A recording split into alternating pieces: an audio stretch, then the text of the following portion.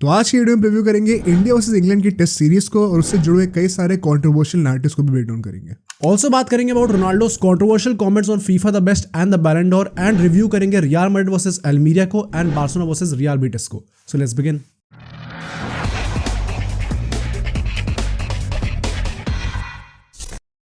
तो यार आज का जो पॉडकास्ट है इसमें हमें काफ़ी सारे कंट्रोवर्शियल चीज़ें कवर करनी है, चाहे वो कुछ इंग्लिश एक्सपर्ट्स के रिमार्क्स हो regarding some of our players, Virat Kohli, Ashwin, उन सबको मतलब हमें डिस्कस करना डिटेल में। कुछ थोड़ी डिसरिस्पेक्टफुल चीज़ें कही हैं, राइट। एंड अगर मैचेस की बात कर लें तो भाई बारसा ने तो मुझे लगा था बॉटल करने वाले हैं, मुझे भी लग रहा था, बट क्या जीते हैं भाई, राइट। एंड मैड्रिड की आई think the most controversial match in this weekend at least, and उससे बड़ी कंट्रोवर्सी रोनाल्डो भाई साहब ने कर दी है, राइट। तो काफ़ी कंट्रोवर्सीज कवर करनी है हम लोगों को एंड सब पे अलग अलग पर्सपेक्टिव्स हमें ब्रेक डाउन करने पड़ेंगे।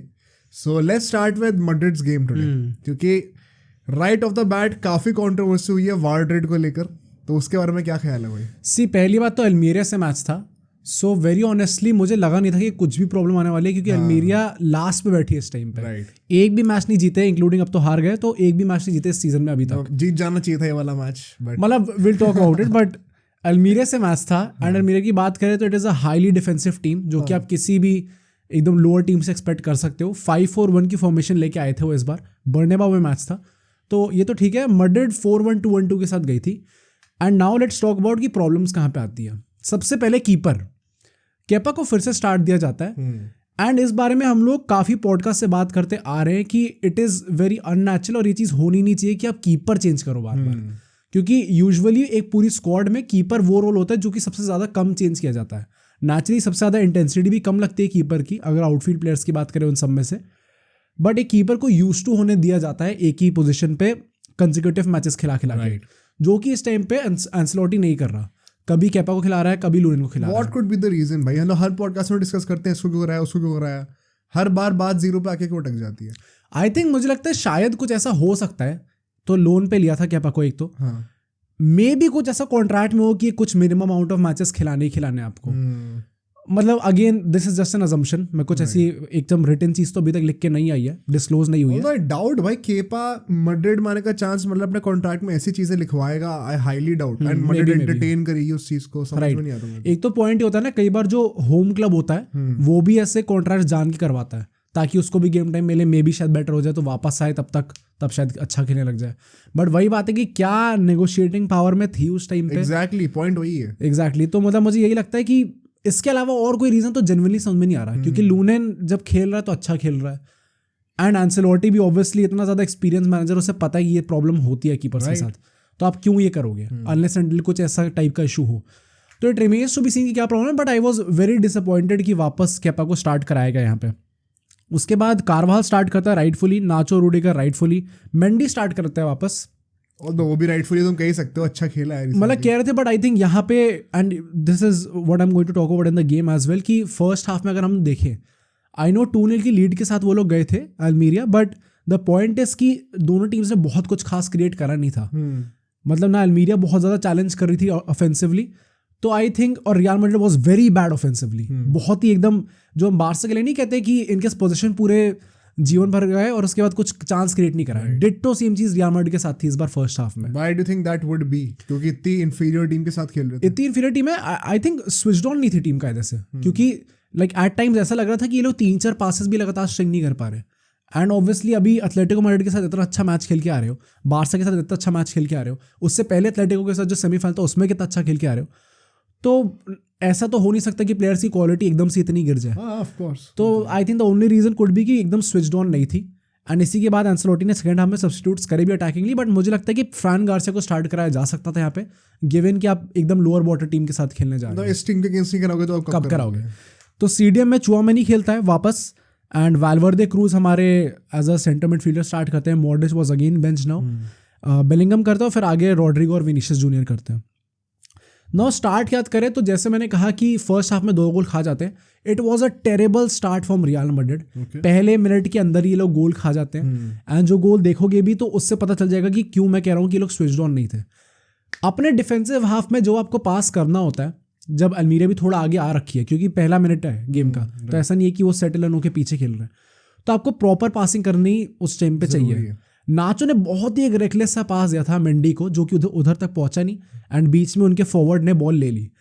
नाउ एक्चुअली उस चांस को वो लोग बहुत इजीली कन्वर्ट कर सकते थे डायरेक्टली जाके, बट काइंड ऑफ मेसअप कर दिया था अल्मीरिया ने वो चांस भी, थोड़ा पीछे पास करके।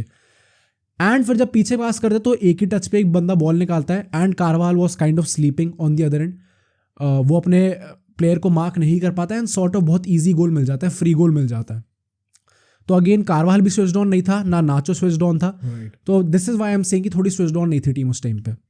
एंड उसके बाद मैं बात करूं तो ना मैड्रिड की तरफ से कुछ खास चांस क्रिएशन हुआ, ना अल्मीरिया की तरफ से हुआ। यूजुअली या तो हम ऐसा देखते हैं कि अल्मीरिया अंडरडॉग टीम है, उन लोगों ने आके चढ़ के चांसेस क्रिएट करने स्टार्ट कर दिए, वो भी नहीं हुआ। तो मतलब जो लोग ऐसा कहेंगे ना कि first half out and out dominate करा है किसी एक सिंगल टीम ने, आई वोंट से दैट, क्योंकि एंड में चांसेस दोनों की नहीं बने। हाँ, अल्मीरिया के 2 गोल आ गए, ये उनका क्रेडिट देना पूरा बनता है, और मैड्रिड एक भी गोल नहीं मार पाई, क्योंकि एटलीस्ट आप चांस तो बना सकते थे। फर्स्ट हाफ में if I talk about the stats, real Madrid के 74% पोजीशन था, 5 शॉट लिए थे और 0 ऑन टारगेट थे। 0 ऑन टारगेट? हाँ, फर्स्ट हाफ में 0 ऑन टारगेट थे। This is why I am saying कि बहुत ही उनका अटैक लग ही नहीं रहा था कि कुछ कर सकता है एक्चुअली में, कुछ कटिंग एज नहीं दिख रही थी। मतलब रोड्रिगो, बेलिंगम, विनीशियस से सारे बेकार खेल रहे थे क्या? Bellingham was ultimately man of the match. I think Bellingham का रोल ना थोड़ा इस मैच में इट वाज नॉट एग्जैक्टली कि वो आगे जाके गोल मारेगा, क्योंकि पासेस स्ट्रिंग टुगेदर नहीं हो पा रहे थे, इसलिए वो मिडफील्ड में ड्रॉप इन करके थोड़े पास निकालने का ट्राई कर रहा था, which obviously he did a very good job at it. But Vinicius और रोड्रिगो दोनों स्विच ऑन थे नहीं। रोड्रिगो स्पेसिफिकली, विनीशियस तब भी थोड़ा लग रहा था कि भाई वो थ्रेड प्रोवाइड कर रहा है, रोड्रिगो थोड़ा स्विच ऑफ लग रहा था एकदम, लग नहीं रहा था कि वो कुछ क्रिएट कर पाएगा। एंड अल्मीरिया ने 8 शॉट लिए थे और 2 ऑन टारगेट भी थे, और 2 गोल हो चुके थे। क्लियरली डोमिनेट कर रहे हैं इसमें तो। हाँ, इसमें तो एग्जैक्टली ऑफेंसिवली। एंड अगर मैं उस सेकंड गोल की बात करूं, आई थिंक तुमने भी देखा था वो गोल जो वॉली मारी थी उसने। पहली बात तो when you saw that goal, did you think यहाँ पे केपा की गलती, या फिर the goal was so brilliant कि तो गोल होना ही होना था? भाई जब भी कोई ऐसा गोल मारता है वॉली पे, फर्स्ट टच पे, तो हमेशा इनिशियल थॉट तो आई थिंक सभी के ही आता होगा कि क्या गोल मारा, right. It is only after the replay that you begin to see कि आपको समझ में आता है कि भाई किसकी गलती है, क्या इसको डाइव सही तरीके से मारनी चाहिए थी, क्या नियर पोस्ट कवर करके चलना चाहिए था। हाँ, तो तब ऐसा लगता है भाई सोचने में कि क्या गलती हुई है। एंड मैंने जब वो रिप्ले देखा उसका स्लो मोशन में, तो गोल तो बहुत ही अच्छा था पहली बात तो, क्योंकि वो गया भी टॉप कॉर्नर के एकदम कोने में था, जो एकदम ऐसा एरिया नहीं होता जहाँ पे कीपर पहुंच ही नहीं सकता चाह के भी, तो गया तो उस एरिया में था वो। बट क्या केपा बेटर कर सकता था, क्योंकि अगर उसकी फिंगर्स भी टच हो जाती तो शायद क्रॉसबार पे लग जाता अल्टीमेटली। आई थिंक केपा भी बड़ा, उसने पता नहीं कैसा एफर्ट करा है। जब भी कोई बंदा शूट लेता है तो आपका एटलीस्ट नियर पोस्ट कवर्ड होना चाहिए, तभी कीपर जब नियर पोस्ट पे गोल खाता है तो इतना ज्यादा ह्यूमिलिएशन माना जाता है उसके लिए। आई थिंक वो typical case of caught napping था, because late reaction, nobody was expecting कि वहां से वो शूट ले लेगा। केपा तो बिल्कुल भी एक्सपेक्ट नहीं कर रहा होगा, इसीलिए वो लेट रिएक्ट करा, इसीलिए वो बॉल तक पहुंच ही नहीं पाया। हाँ। अगर थोड़ा प्रोएक्टिव होते, पॉसिबली एंटिसिपेट कर रहे होते, तो शायद पहले से एक अच्छी पोजीशन पे होते to stop that ball. And when this goal came तो I think it was just before half time, 42-43 minute पे आया था। उसके बाद से आई थिंक मतलब अल्मीरिया भी जब जाएगी थोड़े कॉन्फिडेंस में जाएगी भाई, कि हमने गोल मार दिया, हमने लीड ले लिया, यहाँ से हम गेम जीत सकते हैं। एंड मैड्रिड भी मतलब एंसेलोटी ने कुछ ना कुछ तो गाली दी होगी भाई ड्रेसिंग रूम में कि क्या कर रहे हो, सो रहे हो क्या। क्योंकि सेकंड हाफ में वी सी के एंसेलोटी ने अपना गेम प्लान एकदम चेंज करा, अप्रोच एकदम चेंज करी। ही सॉ कि अल्मीरिया भी अटैक बहुत कुछ खास ऐसा कर नहीं रही है कि हम लोग को बार बार डिफेंसिवली प्रॉब्लम्स हो। गोल आ गया, एक गोल तो आप सो रहे थे, सेकंड गोल पे भी आप कह सकते हो सो रहे थे, बट गोल भी बहुत अच्छा था। उसके अलावा अल्मीरिया ने भी बहुत कुछ क्रिएट करा नहीं इसमें। ऑल्दो भाई 8 शॉट लिए with a formation of 5-4-1, तो you have to give them credit, right, at definitely. least out of the skin जाके try effort तो मार ही रहे हैं कम से कम। वो यूजुअली आप एक्सपेक्ट नहीं करते हो। Exactly, but as I said कि उन लोगों ने अप्रोच चेंज करी। सेकंड हाफ होते ही सब्स्टिट्यूट्स होते हैं हाफ टाइम पे। नाचो बाहर जाता है और ब्राहिम डियाज आता है, क्लियरली यू कैन सी कि एक अटैकिंग फॉर्मेशन आ रही थी। होजेलू आता है for Rodrigo. Now as I said कि रोड्रिगो गेम अच्छा जा नहीं रहा था, बहुत कुछ थ्रेड प्रोवाइड कर नहीं रहा था। होजेलू के आने के बाद गेम बहुत डिफरेंट हो गया हमारा, तो आई थिंक वो सब्स्टिट्यूशन भी सही था। And third is Garcia in for Mendy. Right, तो मेंडी का भी जो हम कह रहे थे कि मतलब अगर 74% पोजीशन है, मेंडी भी एट टाइम्स ना बहुत बॉक्स के पास आ रखा था, बट वहां से भी अगर आप कुछ क्रिएट नहीं कर पा रहे हो देन ऑब्वियसली आपकी प्रॉब्लम है ऑफेंसिवली। एंड एंसेलोटी ने चीज कही भी है कि he is probably one of the best defensive full backs, but attacking में उसको थोड़ी इंप्रूव करना पड़ेगा। तो इस रीजन से गार्सिया आ जाता है। And second half was all about real Madrid. लगातार अटैक बनते जा रहे हैं, लगातार गोल स्कोरिंग चांसेस बन रहे हैं, क्या वो कन्वर्ट हो रहे हैं? कुछ हद तक कन्वर्ट नहीं हो पा रहे थे, बट जब 3 गोल आते तो आप क्या ही कंप्लेंट करोगे इस पे भी। एंड आई थिंक वाई मैं कह रहा हूँ कि होजेलू के बाद गेम अच्छा हो गया, क्योंकि जब आप पोजीशन डोमिनेट करते हो you need a constant presence inside the box. वो चीज़ होजेलू प्रोवाइड कर रहा था, चाहे वो हेडर से हो, चाहे वो डिफेंडर्स को बिजी रखने में हो, कुछ ना कुछ वो प्रोवाइड कर रहा था, जो कि ना जो रोड्रिगो और विनीशियस के होते हुए नहीं हो पा रही थी, क्योंकि दोनों एकदम बॉक्स के अंदर टिकते नहीं है। तो आई थिंक वहाँ से हमारा गेम काफ़ी बेटर हो गया। जो क्रॉसेस हम लोग डाल रहे थे थोड़े मीनिंगफुल भी लग रहे थे। फर्स्ट हाफ में आप जो क्रॉस डाल रहे हो डाल किसे रहे हो? कई बार ऐसा हुआ 4-5 बार मैंने ऐसा इंस्टेंस देखा था कि क्रॉस आया बट सामने कोई था ही नहीं, तो खाली जगह पे गिर गई, नो मैंस लैंड पे जहाँ पे कोई भी नहीं है। तो आई थिंक उस चीज़ में होजेलू ने काफ़ी चीज़ बेटर करी हमारी वो। नाउ अब आते हैं हम लोग थोड़े कॉन्ट्रोवर्शियल पार्ट्स पे, क्योंकि यहाँ से जब गोल्स पड़ने स्टार्ट होते हैं तो वो कॉन्ट्रोवर्सीज क्रिएट होती है। Although before we move on to that, I would like to ask कि होजेलू जिस टाइप का इम्पैक्ट क्रिएट करके दे रहा है in the past few games, did we jump the gun in assuming कि ये एक Madrid लेवल का प्लेयर नहीं है, इसको फालतू में खिला रहे हैं, this is not the solution for us as a center forward? Very honestly, I think Madrid level का प्लेयर तो नहीं है, क्योंकि आपको वो गोल आउटपुट प्रोवाइड नहीं करेगा। Although कुछ अच्छे गोल्स तो उसने मारे नहीं मारे हैं, जरूरत आने पे मारे हैं, मतलब कि नीडलेस गोल्स हैं। अगर वो 7-8, अभी उसने शायद 6-7 गोल मार चुका है इस सीजन में, अगर वो 12-13 गोल भी मार लेता है, इसका डबल भी करता है आगे जाके, तो भी ही इज नॉट मड्रिड लेवल। क्योंकि मड्रिड में आपको भाई हम कहाँ पिचीची रेस के लिए 25-30 गोल मारने वाले प्लेयर्स ला रहे हैं और आप 12-13 में खुश हो।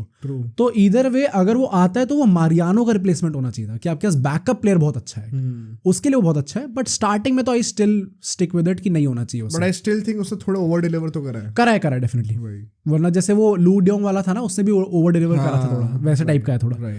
But now let's come to the controversial part, क्योंकि अब तक रियल मैड्रिड अल्मीरिया को बिल्कुल नहीं खेलने दे रही थी, पर गोल नहीं आया था। देन 57th मिनट पे बेलिंगम को एक पेनल्टी मिलती है, एक क्रॉस डालता है फ्रैन गार्सिया, एंड क्रॉस आते आते लोग थोड़ा मिस करते हैं, एंड जिस डिफेंडर ने क्लियर करी थी उसके सॉर्ट ऑफ हाथ पे लगती है यहाँ पे ball, and according to the handball rules, FIAB something कोई ऑर्गेनाइजेशन है जो कि फुटबॉल के रूल्स बनाती है, उनके अकॉर्डिंग उन लोगों ने एक फोटो निकाली है जिसमें यहाँ तक शोल्डर तक, that is not hand. Shoulder से जैसी नीचे जाती है बाइसेप वाले पार्ट पर, ट्राइसेप वाले पार्ट पे, वो हैंड हो जाता है। नहीं शोल्डर मतलब तुम पूरा क्या साइड, मतलब उन्हें हाँ ये जहाँ तक पॉइंट होता है डेल्ट का, वो तक उन्होंने कहा है कि नहीं साइड डेल्ट। अब जो लोग जिम नहीं आते उनको पता नहीं होगा बेसिकली, कैसे समझाऊं मैं यार, जब आप बॉडी दिखाते हो ऐसे तो ये पॉइंट होता है ना शोल्डर का, हाँ तो वो है यहाँ जो पॉइंट है वहां तक शोल्डर है। Front dealt, rear dealt, side dealt तो समझ जाओ मतलब ब्रो यो बट हाँ यहाँ पे आने से हैंड नहीं होता, और जैसी बाइसेप और ट्राइसेप पे पहुंचती है वहां से हैंड शुरू हो जाता है। तो वो बॉल उसके यहाँ लगती है बाइसेप के आसपास। तो I think that was rightfully given, and Bellingham को पेनल्टी मिलती है, he send the keeper the wrong way, अच्छी पेनल्टी लेता है, आई होप कि वही लेगा अब से पेनल्टी, एंड वहां से कमबैक स्टार्ट होता है रियल मैड्रिड का, 2-1 हो जाता है। फिर कंट्रोवर्सी तब आती है जब 61st मिनट पे जस्ट 4 मिनट्स आफ्टर दैट अल्मीरिया का एक गोल आता है, एकदम प्रॉपर काउंटर अटैक गोल होता है, एंड एक प्रॉपर टैप इन मिल जाता है, बहुत ईजी सा, वेरी वेल क्रिएटेड गोल, क्योंकि काफ़ी प्लेयर्स आगे गए नहीं थे तब भी उन्हें क्रिएट कर दिया, राइट। एंड वो सेलिब्रेट होता है पूरा, और उसके बाद VAR जाता है, डिसअलाउड, एंड डिसअलाउ होता है क्योंकि बिल्डअप के वक्त पे जिस प्लेयर ने आगे बॉल डाली थी उसका आगे जाता उसने सॉर्ट ऑफ हाथ जो अपना बेलिंगम के मुंह पे मारा था, एंड बेलिंगम गिर गया था, एंड इस पे कॉन्ट्रोवर्सी होती है। So first of all what are your thoughts? I think बहुत वो था, सॉफ्ट था भाई। मैं ये कहूँगा कि बहुत हार्श था, but at the same time मैं ये कहूँगा कि क्या हमने ऐसे फाउल्स नहीं देखे दिए जाते हुए? क्यों हमें हार्श लग रहा है? इसके पीछे भी एक रीज़न है, 2 रीज़न है। पहली बात तो कि गोल के वक्त आया ये फाउल, इसलिए हार्श लग रहा है। सेकंड कि आपने पहली बार दिया नहीं, उसके बाद चेक हुआ और उसके बाद ये फाउल दिया गया, इसलिए हमें दूसरी बार हार्श लग रहा है। तो आई थिंक मतलब मैं ये भी कहूँगा कि हमने ला लीगा में तो एज सच नहीं देखा है इतना। ओके, मैं प्रीमियर लीग में कह सकता हूँ, मैं UCL में कह सकता हूँ, बट ला लीगा में जो स्टैंडर्ड्स हैं रेफरिंग के, उसमें हमने ऐसे नहीं दिखा कि इतने ऐसी कॉल्स पे बहुत कंसिस्टेंटली हमें फाउल्स देखते हुए मिले हुए हैं, even at the cost of overturning a goal which has already been given. तो मुझे उस पॉइंट ऑफ व्यू से भी बहुत हार्श लगता है भाई। मतलब मुझे लगता है फाउल तो था, बट पॉइंट इज कि क्या ऐसा फाउल था कि आप उसको रीचेक करके फिर गोल ओवरटर्न करोगे? आई थिंक वो नहीं था। तो अगर मैं रेफरी होता तो मैं शायद दे देता गोल वो, नहीं But- इसका क्या पॉइंट है? अगर फाउल है तो फिर फाउल है, बात खत्म। नहीं फाउल तो फिर बड़ा चाहे वो वैसा बाद होता है में चेक ना, करके हो या पहले चेक करके। अगर कॉर्नर के हत्थे कोई बंदा किसी की टी शर्ट खींचता है कायदे से तो वो भी फाउल होता है, बट वो क्या हर बार दिया जाता है? नहीं दिया जाता, क्योंकि थोड़ी बहुत फिजिकलिटी आप मानते हो गेम में होगी। तो आई थिंक ये उसी वाला केस था, इसको नहीं देना चाहिए था इन पे। नहीं बट फाउल तो था ही ना। अब वो टेक्निकली अगर तुम रीड करो तो फिर वो जो तुम क्या, जब भी कोई बंदा कॉर्नर में लेते हैं हमेशा 5-6 फाउल हो रहे होते हैं। हाँ वही तो मैं कह रहा हूँ, हमेशा एक्चुअली में वो फाउल था, बट क्या वो देना चाहिए? आई थिंक नहीं देना चाहिए था, हार्श था थोड़ा, वही राइट। तो आई थिंक हम सेम पॉइंट पे एग्जैक्टली। मतलब बेसिकली पॉइंट ये है कहने का कि अगर तुम ये लॉयर वाली बात हो जाती है फिर ये तुम कॉन्स्टिट्यूशन में जितने भी राइट्स है जो भी वैसा है जितने भी केसेस हैं ऐसे पढ़ के जाओ, ऐसे उसको लिटरली ले लो रीड करके कि उसको तुम फिर ट्विस्ट कर सकते हो, उसमें लूप होल ढूंढ सकते हो, राइट। जैसे फॉर एग्जाम्पल मुझे किसी को डिफेम करना है तो मैं उसका नाम ले लूंगा तो मेरे ऊपर डिफेमेशन केस आ सकता है, बट मैं नाम लिए बिना ऐसे ऐसी चीजें बोल दूं जिससे कि मैं हिंट कर दूं कि यही बंदा है, लेकिन मैंने नाम नहीं लिया उसका, राइट। तो फिर मैं कोर्ट में जाके बोल सकता हूँ कि भाई मैंने उसका नाम थोड़ी लिया, ऐसे हजारों लोग होंगे, आपको कैसे पता मैं इसका नाम ले रहा हूँ, तो I will escape that defamation suit, right. तो बेसिकली तुम लॉ को एकदम लिटरली इंटरप्रेट करके उसको ट्विस्ट कर दे रहे हो। तो सिमिलरली फुटबॉल का भी जो लॉ है उसको अगर तुम लिटरली पढ़ के देने लग जाओ पेनल्टी या फाउल, तो फिर तो काफी फाउल होने लग जाएंगे। बट इन गेम रियलिटी भी मैटर करती है, कॉन्टेक्स्ट मैटर करता है, एंड उन सब वेरिएबल फैक्टर्स को कंसिडर करते हुए आई थिंक ये नहीं देना चाहिए था। Fair point. इसके बाद 61st पे हुआ था, फिर 6 मिनट बाद हमारा एक गोल आता है जिससे 2-2 हो जाता है ना। उस कंट्रोवर्सी पे चलते हैं क्योंकि जब वो गोल आता है चुआमेनी क्रॉस डिलीवर करता है अंदर, जहाँ पे बेलिंगम ट्राई करता है वहाँ तक पहुँच नहीं पाता, फिर जब बॉल नीचे आ रही होती है तो विनीशियस जो है वो 2 प्लेयर्स के बीच में एकदम सैंडविच हो रखा होता है, एंड वहीं से वो गिरते पड़ते अपने देखने में लग रहा था कि यहाँ से गोल मारा है शोल्डर से, एंड वो गोल हो जाता है अल्टीमेटली। पहले वो गोल नहीं देते उससे, फिर VAR जाता है और ओवरटर्न हो जाता है, गोल होता है। नाउ जो फोटो एक्चुअली में निकाली गई है, and if you look at it from different angles, क्योंकि आप एक एंगल से देखोगे तो आपको लगेगा कि शोल्डर ने करा है, कभी समझ में नहीं आएगा। ये सेम चीज मुझे मैच के वक्त तो यही लगा था कि यही है, बट उसके बाद जो वो पोस्ट नहीं निकालते इंस्टाग्राम की अलग अलग एकदम वो प्रॉपर फोटो, उससे पता देखने में लग रहा है कि वो भी बाइसेप पे लगा था। आई थिंक वो गोल नहीं था, बिल्कुल नहीं था भाई, एंड वो हैंडबॉल देना चाहिए था पर वो दिया नहीं गया अल्टीमेटली। तो I think this is fair कि गोल नहीं होना चाहिए था कायदे से। तो ये गोल दे देते हैं, बट वो 2-2 हो जाता है, एंड जो मैनेजर भी होता है वो भी हाथ ऐसे फेंकता है ऊपर, बड़े गुस्से में, काफी गुस्से में था। एंड कोई उसके डिफेंडर ने कहा है कि people didn't want us to win, certain people didn't want us to win, ऐसे करके बोला उसने। तो क्लियरली ऑब्वियसली वो पेरिस पे थोड़ा वो है, शॉट्स लिए गए हैं और रियल मैड्रिड पे शॉट लिए गए हैं, बट 2-2 हो जाता है रिगार्डलेस। एंड इसके बाद अल्मीरिया थोड़ा टाइम वेस्ट करने का ट्राई करती है, विच काइंड ऑफ एक्सप्लेन्स कि क्यों एक्स्ट्रा टाइम में 11 मिनट दिए गए। काफ़ी टाइम वेस्टिंग होती है, छोटे छोटे फाउल पे भी वो गिर के बहुत टाइम लेते हैं, अपना आउटसाइड में टाइम लेते हैं, कॉर्नर किक्स में टाइम लेते हैं, गोल किक्स में टाइम लेते हैं, तो धीरे धीरे गेम एड ऑन होता रहता है एंड एक्स्ट्रा टाइम मिलता है। Now before I say that कुछ सब्स्टिट्यूशंस करती है रियल मैड्रिड जो थोड़े इंटरेस्टिंग है।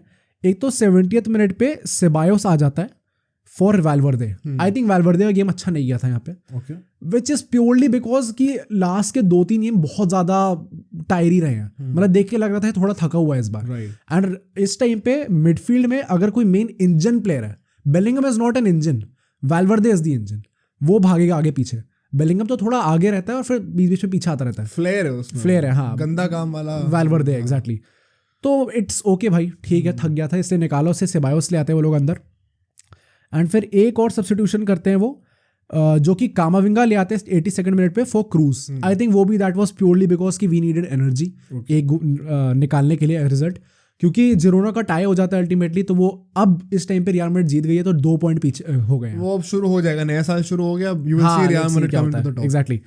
तो कामाविंगा आ जाता है जस्ट फॉर एनर्जी, एंड फिर एक्स्ट्रा टाइम जाता है वहां पे, मैनेजर भी खूब बहुत ज्यादा गुस्सा होता है, उसे रेड कार्ड मिल जाता है अल्टीमेटली। एंड 11 मिनट के एक्स्ट्रा टाइम में 10th मिनट पे ऑब्वियसली इससे पहले तो रियल मैड्रिड कुछ करेगी नहीं, 10th मिनट पे आके वो गोल मार देती है। And that goal was also a very great goal, बहुत अच्छा बिल्डअप था उसका। कामाविंगा अपने बॉक्स से एक रन बना रहा होता है एंड उस पर भी एक फाउल होने का ट्राई होता है, पर वो समहाउ उठ के पास देता था बेलिंगम को। बेलिंगम स्विच करता है प्ले टू कारवाहल दूसरे एंड पे, कारवाहल वहां से बॉल निकालता है ब्राहीम डियाज को, ब्राहीम डियाज विंग से बहुत अच्छा क्रॉस डालता है टू हुम बेलिंगम को फिर बॉक्स तक पहुंच जाता है, एंड वहां से वो हेडर एक क्रॉस डालता है सॉर्ट ऑफ, जो कि अपना कारवाहल मार देता है। कार्वाहल ऑल्सो भाई has been having very good games भाई, Right. पिछले 4-5 मैच में तो उसका असिस्ट भी आ रहे हैं, गोल भी आ सारे रहे बड़े हैं, बड़े गेम्स बड़े गेम्स में, क्योंकि ये विल भी बहुत इंपॉर्टेंट थी अल्टीमेटली हमारे लिए, कॉन्टेक्स्ट देखा जाए तो उसका ऑब्वियसली ऑपोजिशन उतना बड़ा नहीं है बट विन बहुत इंपॉर्टेंट थी। और वहाँ से गोल आ जाता है, वो भी शर्ट वोट उतार के सेलिब्रेशन होती है वहाँ पे, येलो कार्ड खा जाता है एंड में, बेलिंगम को भी येलो कार्ड मिलता है, वो नेक्स्ट गेम मिस करेगा, तो ब्राहिम डियाज के लिए अच्छी चीज़ है, ये अच्छी अपॉर्चुनिटी है। बट यहाँ से मैड्रिड जीत जाती है। बट हाँ भाई, एज अ मैड्रिड फैन भी आई हैव टू से कि it was a very controversial win, and if not a loss at least draw तो होना चाहिए था। मतलब हाउ डू से इफ नॉट अ लॉस, मतलब अगर वो वाला गोल मान लो कि ठीक बने, मतलब मुझे लगता है कि वो गोल था ना अपना जो बेलिंगम के मुंह पे हुआ था, वो थोड़ा सा डाइसी था, मतलब एट टाइम्स दे सकते हैं, एट टाइम्स नहीं दे सकते। तो अगर मैं वो ले भी लूँ कि चलो नहीं दिया गया उसको, बट वो डेफिनेटली जो विनीशियस वाला गोल था वो नहीं होना चाहिए था, तो 2-2 तो या तो 2-2 होना चाहिए था, या फिर अल्टीमेटली ऑब्वियसली अल्मीरिया जीत जाती। मतलब हाँ यार, मुझे भी लगता है कि थोड़ा अनलकी तो रहेंगे यहाँ पे अल्मीरिया, बट पॉइंट वही है कि जैसे अब मैं बारसा फैन से पॉइंट ऑफ व्यू से भी कहूँगा, कई लोग अब ऐसे होंगे जो कि बहुत ज़्यादा हुआ बनाएंगे इस चीज़ का। आई थिंक वो भी थोड़ा सेंसलेस ही है, because have we not seen this happen to every team. अरे मैं वही कह रहा हूँ ना, ये चीज़ हर टीम के साथ होती है किसी न किसी मैच में, and it evens out ultimately season में। जब तुम ऐसा होता ना, अगर मान लो सिर्फ एक हफ्ते का ला लीगा होता और उसमें 1-2 बार ऐसा हो गया होता, राइट, तो तुम कहते कि ला लीगा जो जीता है वो सिग्निफिकेंटली इसके वजह से अफेक्ट हुआ। राइट। बट जब तुम पूरे साल में खेल लो तो ऐसे कई सारे इंस्टेंसेस आएंगे, कुछ तुम्हारे साथ होंगे, कुछ तुम्हारे अगेंस्ट होंगे, तो अल्टीमेटली वो चीज़ इवन आउट हो जाएगी, एंड जो डिजर्व्ड विनर होगा मोस्ट लाइकली वही निकल के आता है। राइट। तो वही है कि ठीक है, it is very easy and tempting two point out and single out one particular game and से कि भाई ऐसा है वैसा है। वो तो चलो मैं ही मस्ती के लिए कह रहा हूँ, but reality of the matter is कि ठीक है भाई, इतना ज़्यादा मैटर नहीं करता ये। राइट। एंड ऐसा नहीं है कि मैड्रिड अगर ये मैच नहीं जीतेगी तो बारसा उससे ऊपर हो जाएगी। ऐसा भी नहीं, अभी फर्क है। सो इसी बात पे भाई let's move on to Barcelona versus Real Betis, because ये match on paper at least Barca के लिए काफ़ी टफ होने वाला था, unlike what Real Madrid did. So मुझे लग रहा था पर्सनली कि I would not be surprise अगर हार जाते मैच वाला, तो रियल बीटिस से ना, हाँ नेचुरली, क्योंकि अवे गेम था। We have not had a good run in the past few games, struggle करते हुए हम लोग आ ही रहे हैं, गोल स्कोरिंग एबिलिटीज हमें दिख नहीं रही ज़्यादा, तो बहुत बड़ी बात मुझे लगती नहीं अगर हम लोग यहाँ पे पिट के चले आते हैं। एंड एक मोमेंट पे ऐसा लग रहा था कि होने वाला है। Right. So coming to the lineups, भाई यहाँ पे सबसे बड़ा सरप्राइज था कुबार्सी को स्टार्ट कराना, हाँ, अराहो के साथ। क्रिस्टेंसन इंजर्ड है तो समझ में भी आता है क्यों कर रहा है। बाल्डे एंड कुंडे साथ में थे, मिडफील्ड में पेड्री, गुंडोगान, डियोंग थे। ये भी तीनों I think after a long time finally तीनों फुल फिटनेस पे साथ में खेल रहे हैं, ये बहुत टाइम बाद हुआ है। Pedri, De Jong and Gundogan, okay. And up top of course Ferran Torres, Lewandowski, Lamine Yamal. ये I was very happy to see Lamine Yamal starting है, क्योंकि कई बार ऐसा होता है कि फीलिक्स को लेफ्ट विंग पे स्टार्ट कराते हैं और टोरेस को राइट विंग पे शिफ्ट कर देते हैं, but it was refreshing to see कि यमाल को स्टार्ट कराना। I think he had a great game. Okay, अभी तो भाई 4-3 थी ऑन पेपर था, but of course once again on field 3-2-4-1 की ही फॉर्मेशन थी।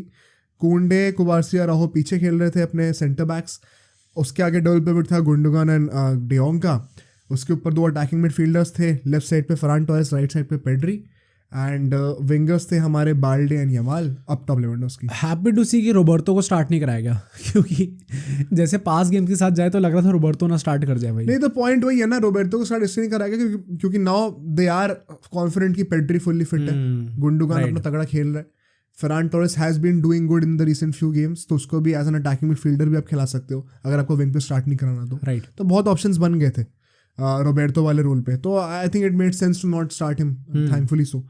बट अगर हम लोग मैच के ऊपर आते हैं, ठीक है, एक बड़ा इंटरेस्टिंग स्टार्ट मिला इस मैच को, क्योंकि पहले के आई थिंक 3-4 मिनट में बीटिस एक बहुत अच्छा गोल मार सकती थी।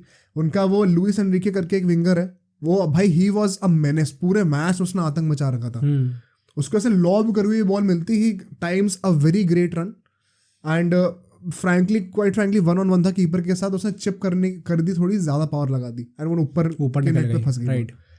सिमिलर फैशन में जस्ट 5-6 मिनट बाद ही डियोंग पेड्री को बना के देता है ऐसी बॉल, पेड्री बहुत अच्छी रन निकालता है, एकदम 1-on-1 था कीपर के साथ, बट वो ट्विस्ट करते करते चिप कर रहा था तो वो भी ऊपर चली जाती है। तो बहुत ही सिमिलर स्टार्ट था कि दोनों एकदम सेम फैशन में गोल मार सकते थे, ये एक ऑब्जर्वेशन थी।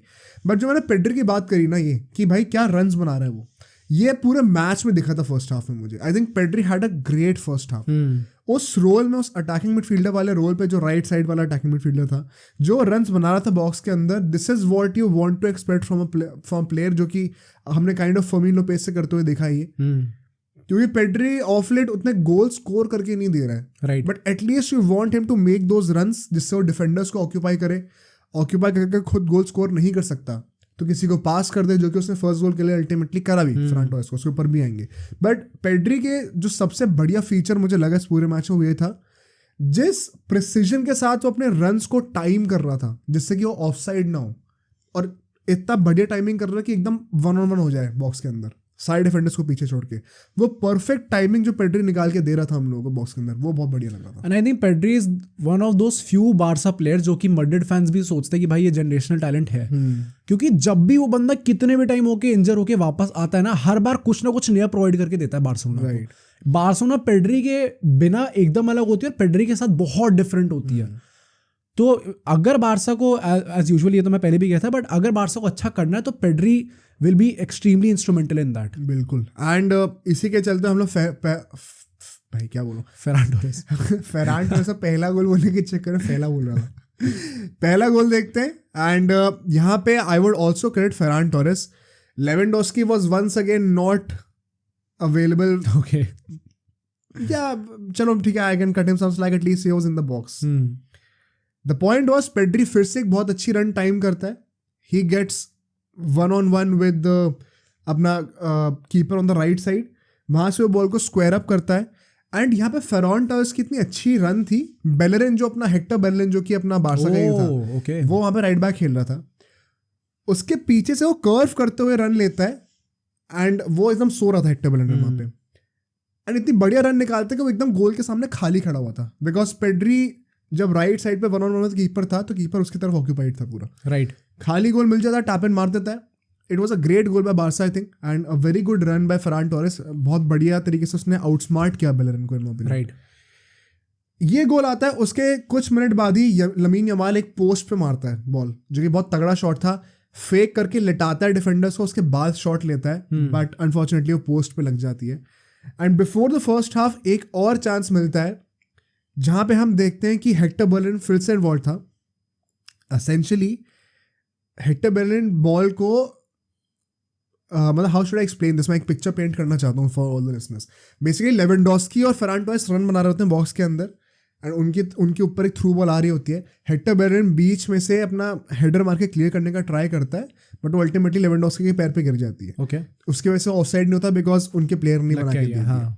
फिर वो क्रॉस करता है, बॉल स्क्वायर अप करता है फॉर फेरान टोरेस, जो कि फिर दोबारा लेवेंडोस्की को देता है बॉल टैप इन गोल के लिए। उस पर फिर से हेक्टर बेलेरिन का टच आता है, स्लाइडिंग टैकल मार रहा था वो, राइट, एंड लेवेंडोस्की गोल मार देता है। अब वो ऑफसाइड डिक्लेयर हो जाता है। यहाँ पे थोड़ी कंट्रोवर्सी है, बिकॉज अगर देखो ऑफकोर्स वो फेरान टोरेस के आगे खड़ा हुआ था तो कायदे से तो ऑफसाइड होनी चाहिए, बट अगर हेक्टर बेलेरिन का टच दोबारा आ गया तो क्या वो ऑफसाइड दिया जाना चाहिए था? पॉइंट यहाँ पे ये जो कि एक्सप्लेनेशन दी गई है एज पर द रूल्स, अगर एक प्लेयर से बॉल लग के जाती है डिफेंडिंग टीम से और फिर अटैकिंग टीम के प्लेयर पे बॉल लैंड करती है तो यूजुअली तो ऑफसाइड होना चाहिए। कब ऑफसाइड नहीं होगा? जब उस डिफेंडिंग प्लेयर ने जानबूझ के इंटरफेयर ना करो, ओके, हल्का सा टच लग गया हो विदाउट एन इंटेंशन। एंड मुझे समझ में नहीं आ रहा, अगर वो स्लाइडिंग टैकल मार रहा बॉल को रोकने के लिए तो उसमें इंटेंशन कैसे नहीं है? राइट, तो मुझे समझ में नहीं आया क्यों नहीं दिया गया था वो। अगेन आई थिंक वही है ना, फुटबॉल के रूल्स इतने ज़्यादा कॉम्प्लिकेटेड है, एंड वही बात है ये एक वो प्रॉपर डेफिनेशन नहीं है किसी रूल की कि ये इस मोमेंट में होगा, इस मोमेंट में नहीं होगा। इट ऑल डिपेंड्स कि उस टाइम पर रेफरी कौन है, रेफरी की थिंकिंग कैसी है, वो कैसे रूल्स को इंटरप्रेट कर रहा है और उसके हिसाब से कैसे उन रूल्स को एग्जीक्यूट कर रहा है गेम के अंदर। वो आई थिंक ह्यूमंस का communication barrier, limitation of words, इससे ज़्यादा नहीं कर सकते आगे। एग्जैक्टली। तो मतलब वही था, वो कंट्रोवर्शियल मेरे ओपिनियन में तो है, ऑल्दो मैंने उसका बहुत हवा होते हुए नहीं देखा। हाँ, पता नहीं, ये तो बारसा वाले कभी हवा इतना बनाते ही नहीं है। बारसा के सारे फैंस अभी बिजी होंगे वार्डेड करने में, जो अपने जो उनके साथ हो रहा है वो कॉल आउट ही नहीं करते हैं, पता नहीं क्यों भाई, मुझे समझ में नहीं आता। बट इसी के चलते हुए फर्स्ट हाफ खत्म होता है and we had 72% possession against Real Betis at their home. I think it was a good start to boast on, but shot हम लोग 3 ही लेते हैं और सिर्फ एक ही ऑन टारगेट था। शॉट्स उनके 5 थे, टारगेट उनका भी एक ही था, but they had more shots throughout the game. Point ये है, इसके बावजूद हमारी XG ज्यादा थी. What does this mean essentially? If you notice the first half, Barça जिस तरीके से पूरे गेम को इतना कंपोज होकर खेल रही थी, जैसे टेम्पो डिक्टेट कर रही थी, जितनी ईज के साथ गेम को फ्लो कर रही थी, इट क्लियरली मतलब you could clearly make out कि ज्यादा अच्छे चांसेस क्रिएट करके दे रहे हैं, जो कि XG से हमें दिख रहा है. क्वालिटी ऑफ चांसेस बेटर थी. But after a long time, पता नहीं कितने मैचेस हो गए, मैंने ये नोटिस करा ये बात कि भाई बारसा बहुत मतलब ना इन क्रूज कंट्रोल वैसी लग रही थी. कोई ट्रबल में नहीं है, लोग प्रेस कर रहे हैं, 2-3 वन टच पासेस के थ्रू एकदम एस्केप कर गया, आगे फ्लो कर रहे हैं बॉल को, प्रॉब्लम हो रही तो पीछे ले आ रहे हैं, पोजीशन लूज नहीं कर रहे. ऑफ कोर्स पोजीशन का स्टार्ट इतना ज़्यादा था ही, राइट. पूरे विंग्स पे अच्छे से इवनली बॉल फ्लो हो रही है, पासेस बहुत स्मूथ है, एक्यूरेसी बहुत तगड़ी है पासेस की इस बार. तो आई थिंक बहुत अच्छे से टेम्पो डिक्टेट करा हुआ था. एंड क्वाइट फ्रैंकली बीटिस सोती हुई लग रही थी थोड़ी सी after a point, okay, specially after the first goal. But यहाँ से हम सेकेंड हाफ पे आते हैं, फिर टाइड पलटनी शुरू होती है. क्योंकि यहाँ पे हम देखते हैं कि यार सबसे पहली बात तो बीटिस ने तुरंत 2 सब्स्टिट्यूशंस कर दिए थे. इनका फकीर एंड इग्लेसियास जो 2 प्लेयर्स थे वो आते हैं सब इन होकर. इसको मैं पता नहीं क्या भूत चढ़ गया था. एंड ऑल्दो सेकेंड हाफ शुरू होते ही बारसा एक और गोल मारती है through Ferran Torres once again. Ferran Torres by the way, if you take a moment for him, although उसने हैट्रिक मारी, उसके ऊपर आगे ही बात करेंगे, बट वो भी रिसेंटली दिखा रहा है भाई कि he has had at least a few good games. मतलब गुड गेम्स एंड गोल अगर नहीं मारा किसी मैच में तो एटलीस्ट वो दिखा रहा है कि वो गोल स्कोरिंग पोजीशंस में तो जा रहा है. तो ये हमने कुछ मैचेस में डिस्कस कर भी रखा है. राइट. इवन वो एल क्लासिको वाले गेम में फर्स्ट हाफ में तो बाय फार सबसे ज्यादा थ्रेटनिंग जो प्लेयर था बारसा का वो फरान टोरेस ही था. बेवकूफी कर रहा था बार टाइट एंगल से शॉट्स. हाँ मतलब वो तो चलो he can work on it, but at least he is getting in those positions. तो हाँ भाई मतलब अल्टीमेटली हैट्रिक भी मारता है यहाँ पे. एंड अभी इस पॉइंट ऑफ टाइम तक भी 2 गोल मारी दिए थे, 2-0 की लीड पे लाया था. एटलीस्ट कोई ना कोई गोल्स ला के तो दे रहा है बारसा को, तो that is good to see. And इसमें भी थोड़ा इनडायरेक्टली यमाल का इन्वॉल्वमेंट था, बिकॉज वो गिरते गिरते एकदम 0 डिग्री से क्रॉस करने जा रहा होता है एंड वो पोस्ट पे लग जाती है करके एकदम सामने लैंड कर जाती है फरान टोरेस के. राइट. थोड़ा लकी गोल था, you would say for Barcelona, because कई बार ऐसा हुआ कि वो एकदम किसी प्लेयर के ऊपर लैंड करके नहीं देंगे बॉक्स के अंदर, वो बॉल किस्मत से पोस्ट पे नहीं लगेगी, कीपर के हाथों में आ जाएगी. तो आई थिंक लक थोड़ा साथ में चाहिए होता है, एंड बारसा के पास लक था थोड़ा सा. बट उसके बाद हम देखते हैं, मतलब ये गोल आता है उसके 4-5 मिनट बाद ही एकदम से all of a sudden Betis में एक भूत आता है भाई. They start to charge, they start to dominate. हम लोग कंटिन्यूसली देखते हैं ऐसे 2-3-4 चांसेस बनते हैं जहाँ पे they came very close to scoring. And उस बिल्डअप में ऐसा लग रहा था कि अब कुछ होने वाला है. Right. बारसा थोड़ी सी लेथार्जिक सी लग रही है कि 2 की लीड ले ली है. एंड फिर आउट ऑफ नोवेयर वो इसको का बैंगर गोल आता है. हाँ. उसके बारे में क्या कहोगे भाई? वो भी वॉली थी आई थिंक वो वॉली तो थी अच्छी, बट इसको इन जनरल भी, क्योंकि इसका एक और गोल मारता है वो 2-2 लाने के लिए. भाई इसको इन अपना रियल बीटिस जो उसका रिजोमिनेशन हुआ है आफ्टर लिविंग मैड्रिड, 1 साल तक शायद उसको कोई क्लब ही नहीं मिला था, उसके बाद वो वापस आता है. And I think this is his 11th और 12th man of the match in this season only. अच्छा. तो वो बीटिस का तो by far one of the best players है, but not only that, he is also one of the best players in La Liga right now. इतनी अच्छी rating दी है उसकी ओवरऑल सीजन में. तो भाई what he is doing is genuinely crazy. And Madrid ने comeback करा है, तो भाई थोड़ा मैड्रिडिज्मो थोड़ा बहुत तो उसके अंदर भी है. तो it was very nice to see कि भाई उसने बारसा अगेंस्ट से 2 गोल मारे. बट उस गोल में मैं एक चीज जरूर कॉल आउट करूंगा भाई, इनाकी पेना और अराहो क्या कर रहे थे? आपस में कम्युनिकेट करो ना.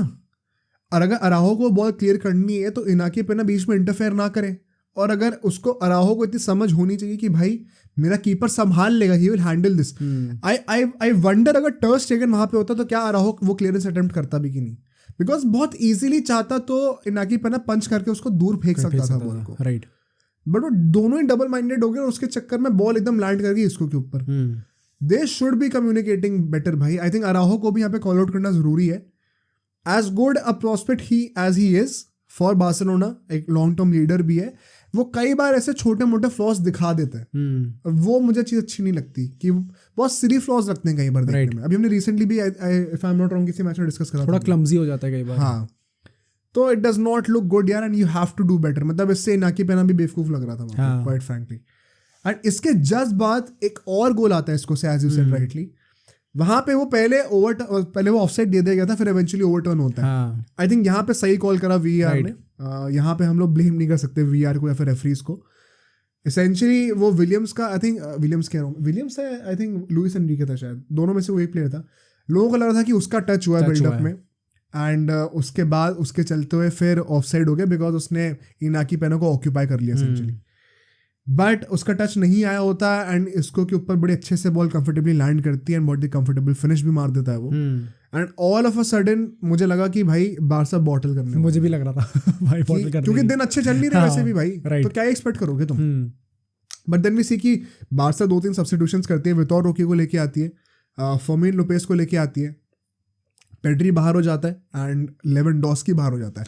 नाउ बाय द वे ये तब की मैं बात कर रहा हूँ जब आधा घंटा बचा था मैच में, 60 मिनट्स के आसपास ही हुए थे, एंड वितोर रोकी तभी आ गया। And just a few seconds on Lewandowski, क्योंकि again obviously he did not have a great game, but point is कि जब आपने उस मोमेंट पे सब्स्टिट्यूट करा, ये क्या मैसेज गया एग्जैक्टली प्लेयर को, we need a comeback right now, and exactly आप पे ट्रस्ट किया नहीं जा रहा कि आप मार दोगे, कमबैक करा लोगे, क्योंकि तुम फॉरवर्ड लाइन से बाहर निकालोगे भी किसको। Yamal was having a great game, Ferran ने 2 गोल मारी दिए, तो तुम क्यों ही निकालोगे उनको। ये चीज इनिशियली हो रही थी कि जो बंदे अच्छे खेल रहे हैं उनको बाहर निकाला जा रहा है, लेवेंडोस्की को नहीं निकाला जा रहा, तब हम बहुत गुस्सा हो रहे थे। I think Xavi has finally woken up and has realised कि भाई ऐसे नहीं चल सकता, तो that was very nice to see. इसके बावजूद आई वुड से कि Barca were not able to dominate like they were in the first half. अभी भी थोड़ा बहुत वो एंड टू एंड गेम लग रहा था, वो क्रूज कंट्रोल मिडफील्ड में लाना ऐसा लग रहा था कि अब नहीं आ पा रहा है वो, थोड़ा सा मतलब क्योंकि बीटीएस को भी एक वो स्निफ ऑफ अ विन मिल रहा था ना वहाँ पे कि निकाल सकते एक स्टेप हम अंदर आ चुके हैं, दूसरा पहले तो रखना अंदर, तो वो भी थोड़ा सा पम्प्ड अप होते हैं नेचुरली, थोड़ा सा गेम का वाइब और टेम्पो भी दूसरे एंड पे चल रहा होता है, तो ये सब चीज़ें नेचुरली उतना फेवर में नहीं चल रही होती बारसा के उस टाइम पे, एंड मतलब इसी के चलते unfortunately they were not able to dominate the game as much, and kind of एक फीलिंग आ रही थी कि अब एक लेट विनर आएगा किसी टीम से, या तो ये फिर से अनफॉर्चुनेटली ड्रॉ होने वाला है। राइट 80 मिनट कुछ हो चुके थे, जोआओ फीलिक्स को सब इन करा जाता है एंड सब इन करा जाता है कुबार्सी की जगह पे, विच मेंट कि डियोंग है अब वो एक थर्ड सेंटर बैक बन जाएगा and Fermin Lopez double pivot में ड्रॉप कर जाएगा विद गुंडोगान, ऊपर उसके सामने फेलिक्स एंड फरान टोरेस होंगे। Was very interesting to see firstly कि डियोंग को सेंटर बैक बनाया गया। Let's have a word on de Jong as well, I think he also had a good game, I would not say एकदम perfect game था, but once again मतलब de Jong से in the past 2-3 महीने में मैंने I have come to expect consistency, कि consistently एक certain level of performance में डिलीवर करके देगा ही देगा। मतलब एट टाइम्स होगा कि थोड़े साइलेंट गेम्स गए हैं, बट वही बात है कि वो साइलेंटली ब्रिलियंट हो जाता है, कई बार अंडररेटेड होता है। पॉइंट वही है कि अगर आप कंसिस्टेंटली ऐसे परफॉर्मेंसेस ड्रॉप कर सकते हो तो उससे बेटर कुछ भी नहीं है। राइट, कि आपको एक अश्योरिटी मिली हुई, एक मिस्टर रिलायंट बना हुआ है, वो मिस्टर डिपेंडेबल बना हुआ है कि भाई ये तो ऐसा करके देगा ही देगा, जिसकी एक्चुअली बारसा में बहुत जरूरत है। मतलब अभी फरान टोरेस ने हैट्रिक तो मार दी, बट क्या ऐसा कह सकते हो कि नेक्स्ट मैच भी गोल मारेगा? पता नहीं भाई, मारेगा नहीं मारेगा। राइट, एंड अभी फरान टोरेस की बात कर रहे हैं, it's a nice moment to acknowledge him once again, because 89th minute पे एक तो मुझे लग नहीं रहा था कि फीलिक्स आएगा भाई विनर, तो it was also surprise to see, but it was a great game of, it was a great I would say क्या कहते हैं उसको, build up play, passage of play. Fermin Lopez towards the right wing midfield में ball win करता है एक अच्छा effort मार के। आई थिंक वो भी वही बात है, सब्स करने का ही फायदा होता है, क्लियरली दिखा एनर्जी ज्यादा थी उसकी उस टाइम पे। राइट, वो फाइटिंग स्पिरिट थी वहां पे कि मुझे बॉल विन करके let's create a chance. 89 minutes हो गए तो क्या हुआ, चांस क्रिएट कर सकते हैं, never say never. Ball win करता है वो, वहां से बॉल पहुंचती है फरान टोरेस के pass through 1-2 players.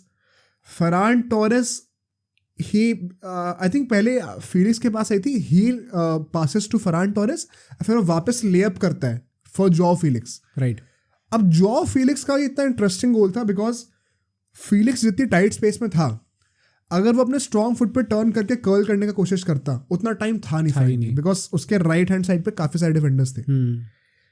Left side से प्रॉब्ली फिनिशिंग का उतना चांस होता नहीं, एक्यूरेसी होती नहीं।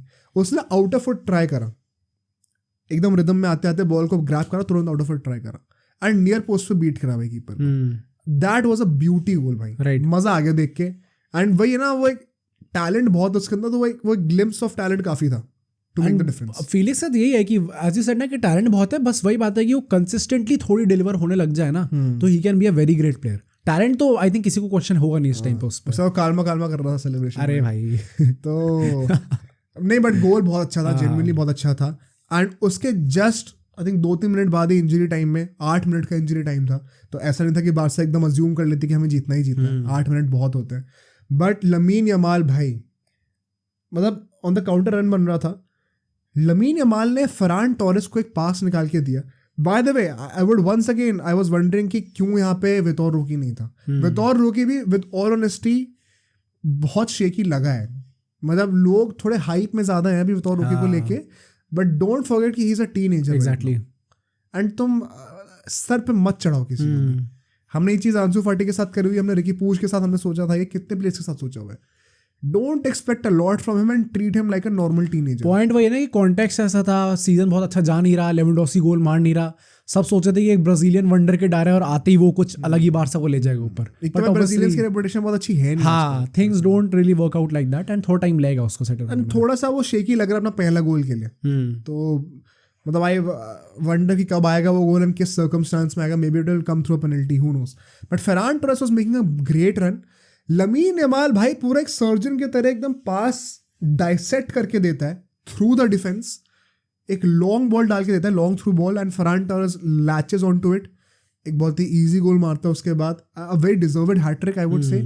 Quality of goals was great, जिस टाइप की उससे रन्स बना के दी। वंस अगेन ये वाली गोल का भी रन बहुत बढ़िया था। एंड लमीन यमाल ने जो पास निकाल के दिया है भाई, मतलब एक बार उसने पोस्ट पे मारा है, एक बार उसने इनडायरेक्टली असिस्ट दिया है, एक प्रॉपर असिस्ट भी मिल गया।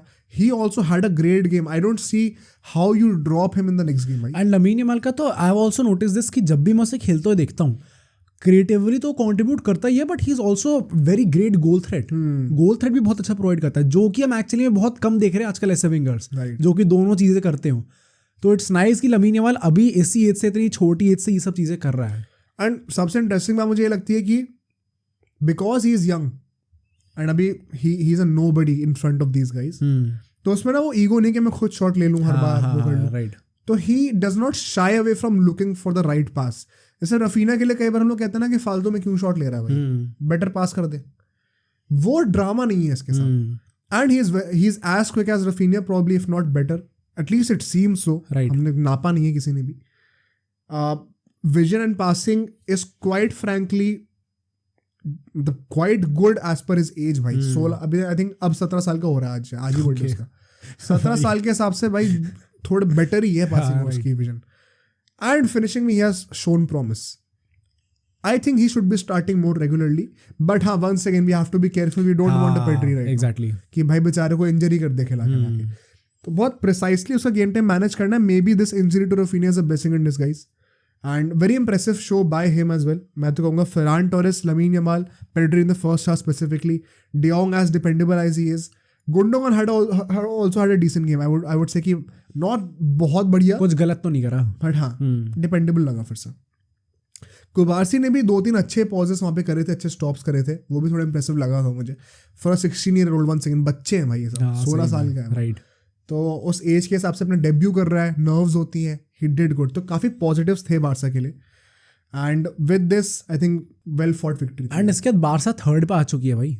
As bad as a season that they were having, या फिर इतना लोग कह रहे थे, they are just 5 points behind Girona right now and अपना 7 behind Madrid. Right. So Madrid तो चलो वो भी आगे बढ़ती जाएगी, but if Girona points drop करती है आगे, तो Barcelona will be that team जो कि latch on करेगी and obviously second आ सकती है अभी भी। now देखना पड़ेगा एथलेटिको मैड्रिड आगे कैसा खेलती है, but बारसा भी अभी 3rd पे आ चुकी है, तो it's not that bad of a season की एकदम पैनिकी हो रहे हैं सब लोग। या दैट बैड ऑफ सीजन नहीं है, बट पॉइंट वही है कि भाई अगर तुम कुछ नहीं जीतते at the end of the day तो कोई फायदा नहीं। वो तो है, हाँ राइट। मतलब ये ऐसे मैचेस जीत के फिर तुम अल्टीमेटली ट्रॉफी जीरो है, लेकिन you would not want that. But now next topic पे चलते हैं, नेक्स्ट कंट्रोवर्शियल टॉपिक जो कि ऑब्वियसली रोनाल्डो की तरफ से आता है। अभी ग्लोब सॉकर अवार्ड सेरेमनी हुई थी जिसको लोग दुबई डॉर भी कहते हैं, एंड उसमें हालैंड को ऑब्वियसली अवार्ड मिला बेस्ट प्लेयर का। फैन फेवरेट अवार्ड रोनाल्डो को मिला, कैमरा के सामने पूरा पॉइंट राइट, बार-बार ऐसे करके उसको दे दो, he deserves it, he deserves it। उसके इतना करने की जरूरत थी नहीं, वैसे थोड़ा तो शो कर रहा था वो, पता चल रहा था जानबूझ के कर रहा था। एंड हालैंड को अवार्ड मिलता है, उसके बाद रोनाल्डो को बेस्ट मिडिल ईस्ट प्लेयर मिलता है, एंड एक और मैराडोना अवार्ड मिलता है obviously for being the top goal scorer, and fans favourite मिलता है अवार्ड। अवार्ड के नाम कैसे हैं भाई? Maradona award, right. उसमें उस ट्रॉफी मैराडोना की है, थोड़ा अजीब लगा देखने में। बट जो उसका इंटरव्यू हुआ था एक अलग से इंडिविजुअली, उसमें उससे थोड़ी कॉन्ट्रोवर्शियल चीज़ें होती हैं। और एक और चीज़ बोली है जो कि उस अवार्ड के वक्त ही बोली थी। तो पहले अवार्ड पे ही आते हैं कि उसने अवार्ड के टाइम पे क्या बोला। उससे पूछा गया कि सऊदी लीग में आपकी जर्नी कैसी रही है एंड आपका कैसा फ्यूचर लग रहा है इस पे सऊदी का। तो वो रैंडमली उसने लीग 1 ले आया वहाँ पे और कहता कि आई don't think that the Saudi league is verse then league 1 ऐसे करके बोलता। और कहता कि आई सी की फ्यूचर में जाके सऊदी लीग टॉप 3 लीग्स बन सकती है। तो पहली बात तो ये लीग 1 और इसकी जो डिबेट है जिस पे लीग 1 ने बाय द वे बहुत ऑफेंस लिया है भाई उन लोगों ने प्रॉपर फिर से एक वोट पोस्ट डाला लीग 1 ने, डी मरिया, एम्बापे और मेसी की फोटो डाली है एंड ऐसे करते हैं आर वर्ल्ड चैंपियंस फ्रॉम ऐसे करके कुछ। अच्छा। सो ये तो ये डाला है। फिर जैसे ही वो जो उसने स्टेटमेंट दिया है वो आई थी, उसके बाद उसने जो रियाद कप में रोनाल्डो का मुंह सूज गया था जब वो पंच करा था नवाज ने उसका मुंह सूज गया था और एम्बापे ऐसे छू रहा था उसको, तो वो डाली एक फोटो। उसके बाद मेसी ने कुछ लीग 1 के बारे में बोला था पर वो फ्रेंच से बोला था, तो वो ट्रांसलेटेड पोस्ट नहीं था, फ्रेंच स्पेनिश में सॉरी। हाँ, तो उस लीग 1 का जो स्पेनिश वाला अकाउंट है उसने वो चीज़ डाली थी एंड वो रीट्वीट किया था अपना लीग 1 के मेन अकाउंट ने। उसमें उसने डाला था कि opinion on league 1 the greatest of all times opinion on league 1 ऐसे करके कुछ डाला था एंड वो मेसी का था ऑब्वियसली। तो ऑब्वियसली क्लियर शॉट्स लिए गए यहाँ पे। But just talking about that जो स्टेटमेंट थी लीग 1 और सऊदी लीग की, first of all what do you think about that? नहीं मतलब कि क्या सच है नहीं या फिर क्यों बोली उसने ये? मतलब क्यों, दोनों ही कह सकते हैं। आई थिंक पहले क्यों से स्टार्ट करते हैं उसके बाद सच पे आएंगे कि क्यों बोली उसने। हाँ भाई ये तो वो वाली चीज़ है कि ये तो अंधा कुआं है जिसमें जितना खोजना चाहो खोज लो, जितना इंटरप्रेट करना चाहो कर लो। राइट। एक पर्सपेक्टिव ये हो सकता है कि is once again indirectly taking shots at Messi stint at PSG। दूसरा ये हो सकता है कि every player deep down knows की टॉप 5 लीग में सबसे नकली लीग 1 ही है एंड सबसे इजी कंपैरिजन उन्हीं के साथ है। मतलब for any league to enter the top 5 league सबसे पहले मात देना आसान, सबसे ज्यादा मात देना आसान उसी के लिए, क्योंकि लीग 1 एक तो कंटिन्यूसली कभी 6th पा रही कभी 5th पा रही, तो प्रॉपर प्लेस भी फिक्स नहीं है उनकी। तो सबसे easy target in the top 5 leagues to breach is league 1, which is why may be Saudi league को अगर इन फ्यूचर कभी आना होगा टॉप 5 लीग्स में, ऑल्दो वो कैसी आएगी यूरोप में, तो यूरोप में तो आई नहीं, but just for a comparison तो वही है कि लीग 1 से आप कंपेयर कर सकते हैं बिकॉज वो टॉप 5 में सबसे नीचे आते हैं। डू यू थिंक इसमें ये वाला पर्सपेक्टिव था या फिर थोड़ा बहुत it is fuelled by that Messi factor also? अच्छा, वेरी ऑनेस्टली आई थिंक कि ये मेसी पे कुछ डायरेक्टेड नहीं था। आई थिंक अगर मेसी पे होता तो MLS पे शॉट लेता। राइट। आई थिंक वो रोनाल्डो का एक तो वो प्रॉपर वो है कि उसे टॉप 5 लीग्स के अंदर लेके आना है उसको all over the world. And obviously यहाँ पे जो लोग कह रहे हैं कि थोड़ा डिल्यूजन यहाँ पे है भाई, वेरी ऑनेस्टली है, क्योंकि इस टाइम पे नहीं है सऊदी लीग वहाँ पे। एंड रोनाल्डो एक तो फेस है सऊदी लीग का and he is constantly trying, her season आके कुछ ना कुछ 2-3 स्टेटमेंट ऐसी देगा जिससे बार बार लाइमलाइट में आ रही है सऊदी लीग। अच्छा, यहाँ पे सो यू आर सेइंग कि इसमें मेसी का कोई लेना देना हाँ, नहीं है? Are you sure on that? Right, मतलब आई थिंक सो कि नहीं है। तो बेसिकली वो क्यों बोल रहा है? क्योंकि लीग 1 सबसे इजी टारगेट है। क्योंकि पहली बात तो सेरिया बोलेगा नहीं, सेरिया में तो खेला हुआ है, मतलब बोल भी सकता है बट आई थिंक सेरिया काफी ऊपर है। बुंडेसलीगा में बायर्न जैसी टीम है उसको उसने UCL फेवरेट भी बोला हुआ उससे पहले। प्रीमियर लीग में ऑब्वियसली उसने बोला है खुद ही बेस्ट लीग है, ला लीगा में भी सेकंड बेस्ट तो है ही। तो आई थिंक जो सबसे इजी टारगेट है, क्योंकि लीग 1 इस सीजन भी कभी 5th पे थी कभी 6th पे थी, अभी शायद कुछ 1-2 हफ्ते पहले वापस 6th पे हो गई थी। तो एक कॉन्स्टेंट प्लेस जो है फिक्स है नहीं लीग 1 की। तो I think it is very easy to target right now कि आप लीग 1 को कह दो, क्योंकि जो उसने बात बोली अल्टीमेटली कि बहुत ज़्यादा कॉम्पिटिटिव है नहीं वो लीग, 1-2 टीम्स हैं अच्छी कायदे से, तो 1-2 टीम्स में नहीं पता इस टाइम पे सेकंड पे वो है मेट्स है। मेट्स भी भाई किसने सुना है भाई इसका नाम टीम का, तो बहुत कॉम्पिटिटिव एक्चुअली में लीग है नहीं वो। तो आई थिंक सबसे इजी टारगेट लीग 1 था, इसलिए शायद उसने प्रॉब्ली लीग 1 बोला है। ऑल्दो इसमें ये एक और पर्सपेक्टिव जरूर हो सकता है कि जो ये ऑब्सेशन है रोनाल्डो का जो तुम कह रहे हो कि बार बार सऊदी को लाइमलाइट में लेके आना, हाँ, इसमें एक पॉइंट तो ये हो सकता है कि क्योंकि he was the one who started the revolution, तो ही फील्स रिस्पॉन्सिबल समहाउ, तो वो भिड़ा हुआ है कि मुझे इसको वर्ल्ड स्टेज पे रिकॉग्निशन दिलानी है। दूसरा पर्सपेक्टिव कुड बी कि he wants to earn some brownie points for himself कि मैं इस लीग में खेल रहा हूँ and now I have to justify to my self in my own mind कि नहीं भाई I am very competitive still. तो मैं उस इनसिक्योरिटी से बार बार पब्लिकली ये चीज़ बोल रहा हूँ कि भाई लोग मुझे वैलिडेट करेंगे सुन के। क्या लगता है तुम्हें? आई थिंक दोनों है, आई थिंक दोनों है। कहना कि रोनाल्डो अपने आप को लाइमलाइट में लाने के लिए सऊदी लीग को नहीं आगे कर रहा, I think that's fake. Obviously ये चीज़ है, वो अपने अचीवमेंट्स को भी और ग्लोरीफाई करना चाहता है, इसलिए वही मुझे चीज पता है, कह मुझे रहा है। लगता है, एंड व्हाई डू आई से दिस, बहुत लोग फ्लैग देंगे इस बात के लिए। ऑफ कोर्स ऐसा हो सकता है कि बिल्कुल भी सच ना हो, हम तो बस वही कॉन्टेम्पलेट ही कर रहे हैं, because nobody is saying about Saudi league as much as Ronaldo is. Right. जब जरूरत नहीं होती ना तब भी वो लेके आ जाता है, मतलब जैसे अभी भी कोई जरूरत थी नहीं लीग वन को बोलने की, राइट। तो इतना ज्यादा आउट ऑफ द वे जाके इतना वैलिडेशन सीख करना थोड़ा अजीब लगता है। आई थिंक एक वो है जो मैं कह रहा था ना, एक पर्सनल उसका है वो मोटिव कि मेरे को इस लीग को ऊपर तक लेके जाना है।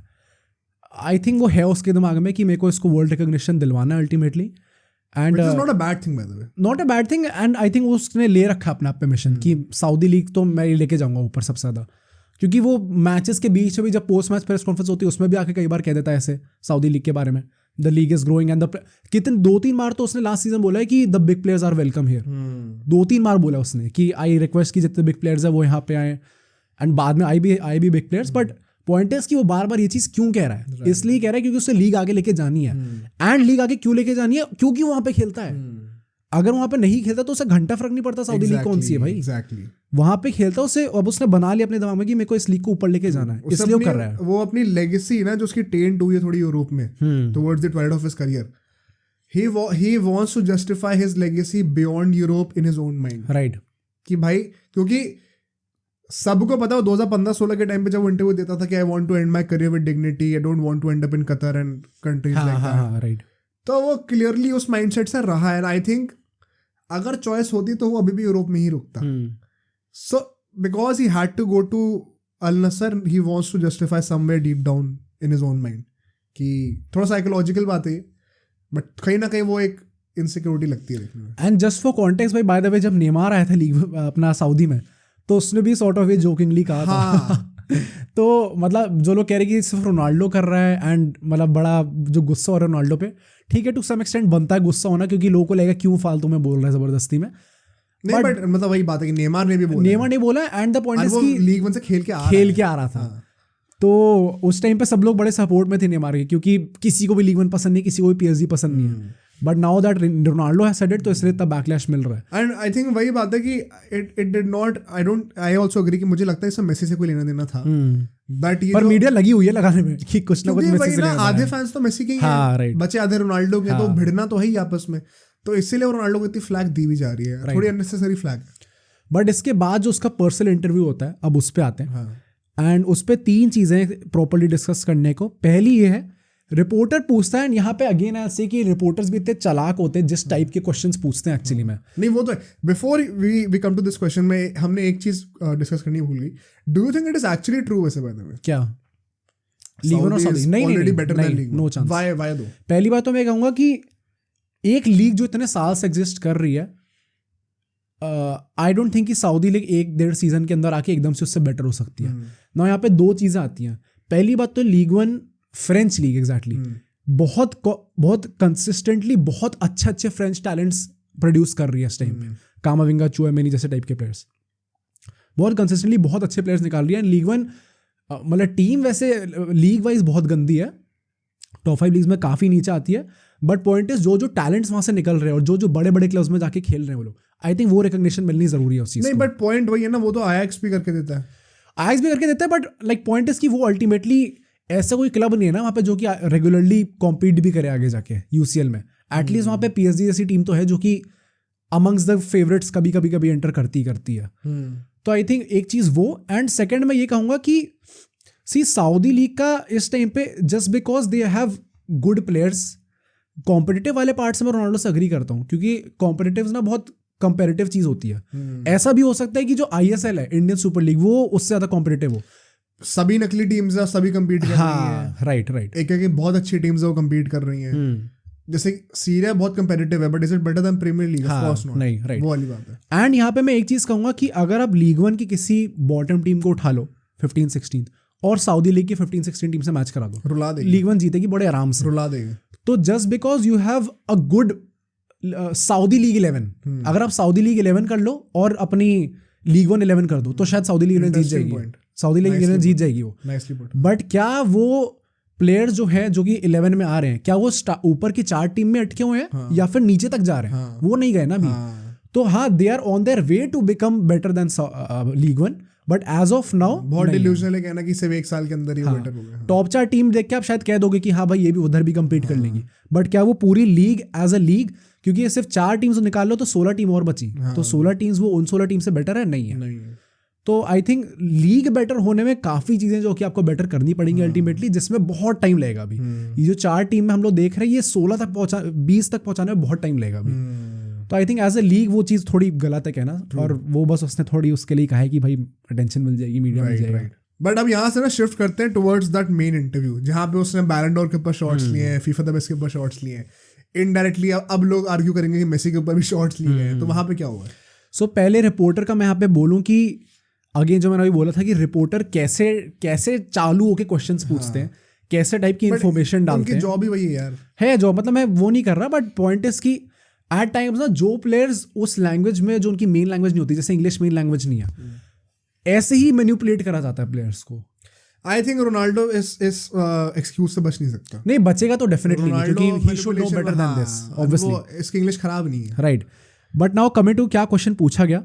बाय द वे इंग्लिश खराब नहीं, इतना फनी मोमेंट था एक जो सेरेमनी चल रही थी उसमें वो जो होस्टेस थी उनकी, उसने बोला ऐसे करके कि what do you think about Vinicius junior celebrating like you अपना एल क्लासिको में। उस नकली को लगा, नकली नहीं कह रहा हूँ, रोनाल्डो को लगा कि वो अपने क्रिस्टियानो जूनियर की बात कर रहा है, तो उसने उसके बारे में बोल दिया कि he has a lot of talent, I need to show him some tricks, ऐसे करके उसने बोला अल्टीमेटली। होस्टेस भी उसको सोच रहा होगा भाई क्या बोल रहा है बंदा। बट हाँ, रिपोर्टर पूछता, does it bother you that Saudi Arabia is referred to as the league with less visibility? For example, Messi recently won the best award and played practically all year in the MLS, इतना झूठ है भाई, which also doesn't have the visibility of European football. Now जो consideration period था, अरे जानबूझ के बोला ऑल ईयर वाला, जान के बोला। पहली बात तो अभी भी 1 साल नहीं हुआ उसको, अगर अभी तक टाइम ले लें तब भी 1 साल नहीं हुआ। कंसिडरेशन पीरियड में भी आई थिंक 1 ही महीना खेला है। हाँ राइट 11 में से नहीं, 1 साल तो उसको हुआ ही नहीं है ट्रांसफर को, तो ये कहाँ खेल लिया भाई ऑल ईयर। तो पहली बात तो वो गलत थी। बट इसको रोनाल्डो कहता है, I am used to it and I know how these organizations work. To be honest, I didn't watch the ceremony of the best awards. Reporter कहता है, but there was controversy on the winner. Ronaldo कहता है, I think that in a way these awards are losing credibility. I simply no longer believe in these awards, and it's not because I won the Global Soccer Awards, but these are facts. The numbers are there. The numbers don't deceive. They can't take away this trophy from me because it's a reality, so it makes me even happier because the numbers are facts. बहुत डम statement थी मेरे को। इसका मतलब basically ये है कि वो कह रहा है कि पहली बात तो लूजिंग क्रेडिबिलिटी, ये जो फीफा द बेस्ट और बैलन डोर अवार्ड्स हैं, and I no longer believe in these awards. हाँ right. Notice what he's saying. And secondly वो कह रहा है कि अभी जो ग्लोब सॉकर अवार्ड्स हैं मैं इन पे ज़्यादा बिलीव कर रहा हूँ, क्योंकि आपको पूरा सीजन देखना चाहिए एंड नंबर्स देखने चाहिए, एंड नंबर्स डिसीव नहीं करते basically. So again, first of all, you explain why do you think that it is dumb? I think पहली बात तो ये वो वाली बात है कि रिपोर्टर जो है ना वो पूरा सा जाल बिछा रहा है, उसके बीच में एक ऐसे सेब डाल दिया है। पहले मेसी ले आया ताकि और थोड़ा गुस्सा लाए, उसके तो और चीजें बोल रहा है।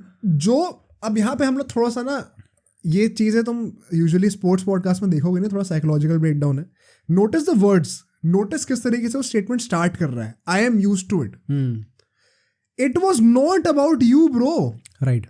The question was about Saudi League not getting as much visibility as MLS, and फिर जानबूझ के उसने मेसी का वो बेट डाल दिया उसने, so that Ronaldo makes it about him and Messi. Right. And उसने वो ऐसी जाल बिछा के सेब डाला, रोनाल्डो कूद गया सेब लेने के लिए पूरा। ठीक है, नंबर 1 मिस्टेक रोनाल्डो की, उसने बेवकूफ़ी करी यहाँ पे, ध्यान से सुना नहीं क्वेश्चन को, very easily made it about himself and started victimizing himself. I think ये बहुत डम चीज़ थी करने के लिए। सेकेंड पार्ट जो वो कह रहा है कि it is losing credibility of late. भाई अभी इसको 1-2 अवार्ड मिले फीफा से, एक वो टॉप गोल स्कोरर का जब इसने अचीव किया था वो सब कर रहा था। You don't want to be making these comments as the, at least in your head, the best football player of all time. Right. And at least half of the population still believes that. You should not be making these comments, भाई।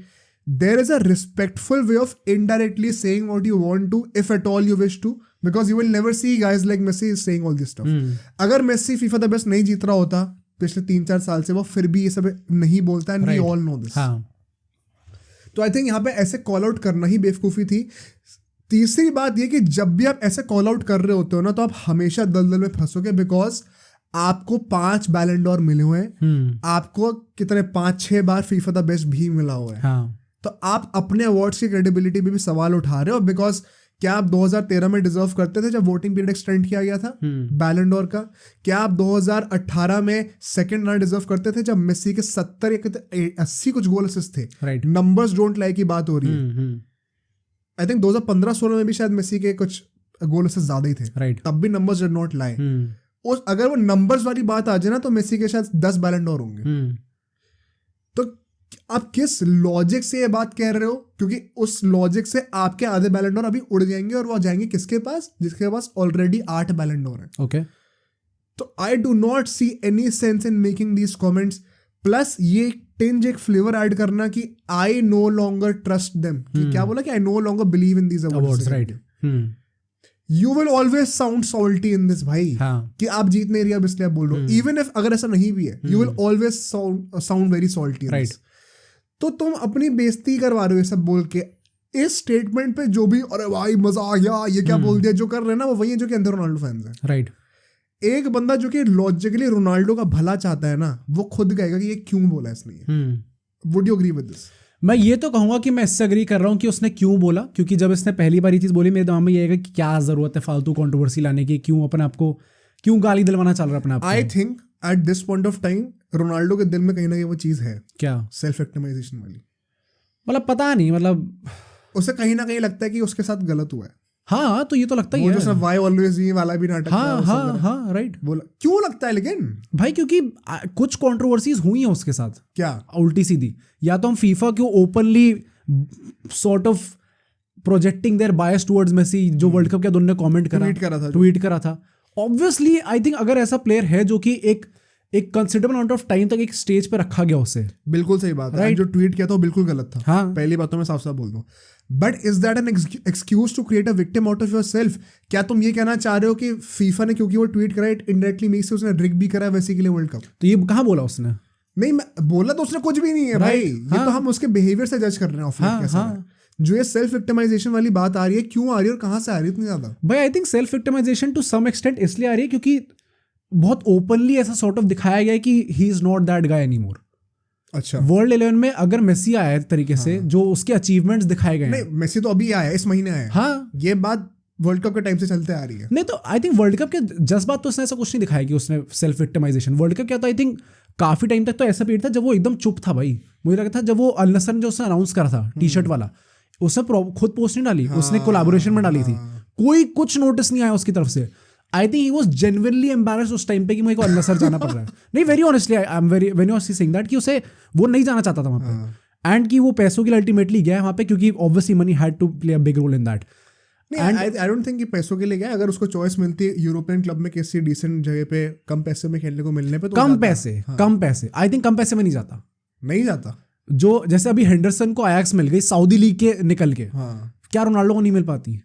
नहीं, अगर top 5 leagues की बात होती तो मतलब top 5 में I think कोई मिडिल क्लब में तो मिल ही जाता भाई आराम से। कॉन्ट्रैक्ट कुछ ना कुछ तो मिल ही जाता अगर वो अपनी वेजेस बहुत कम करने को रेडी होता, क्योंकि 38 ईयर ओल्ड के लिए कोई भी ज्यादा वेजेस नहीं देगा। पॉइंट वो भी कि मिडिल क्लब में भी नहीं खेलेगा ना, वही मेरा पॉइंट है। एग्जैक्टली वही पॉइंट है कि टॉप क्लब जो कि एटलीस्ट कंपीट कर सकते हैं, हेरिटेज है। हाँ, राइट। जैसे यूनाइटेड कंपीट नहीं कर रहा था लेकिन हेरिटेज है, वैसा क्लब उसको लेने को तैयार हो जाए, अगर पैसे कम भी दे रहा हो तो कर जाता। Exactly. I don't think it was about money. 2 point है यहाँ पे, एक या मिडिल क्लब में जा रहे हो कम वेजेस पे, सेकंड पॉइंट है आपको अंधा पैसा मिल रहा है पर आप एक अलग लीग में जा रहे हो, इसलिए उसको अच्छे से खेलूंगा, नहीं खेलना तो फिर मैं ऐसे ही खेलूंगा कि देखने में लगे कि मैं मीडियोक्रिटी के लिए सेटल नहीं हूँ, राइट, कि अपनी मर्जी से जा रहा हूँ।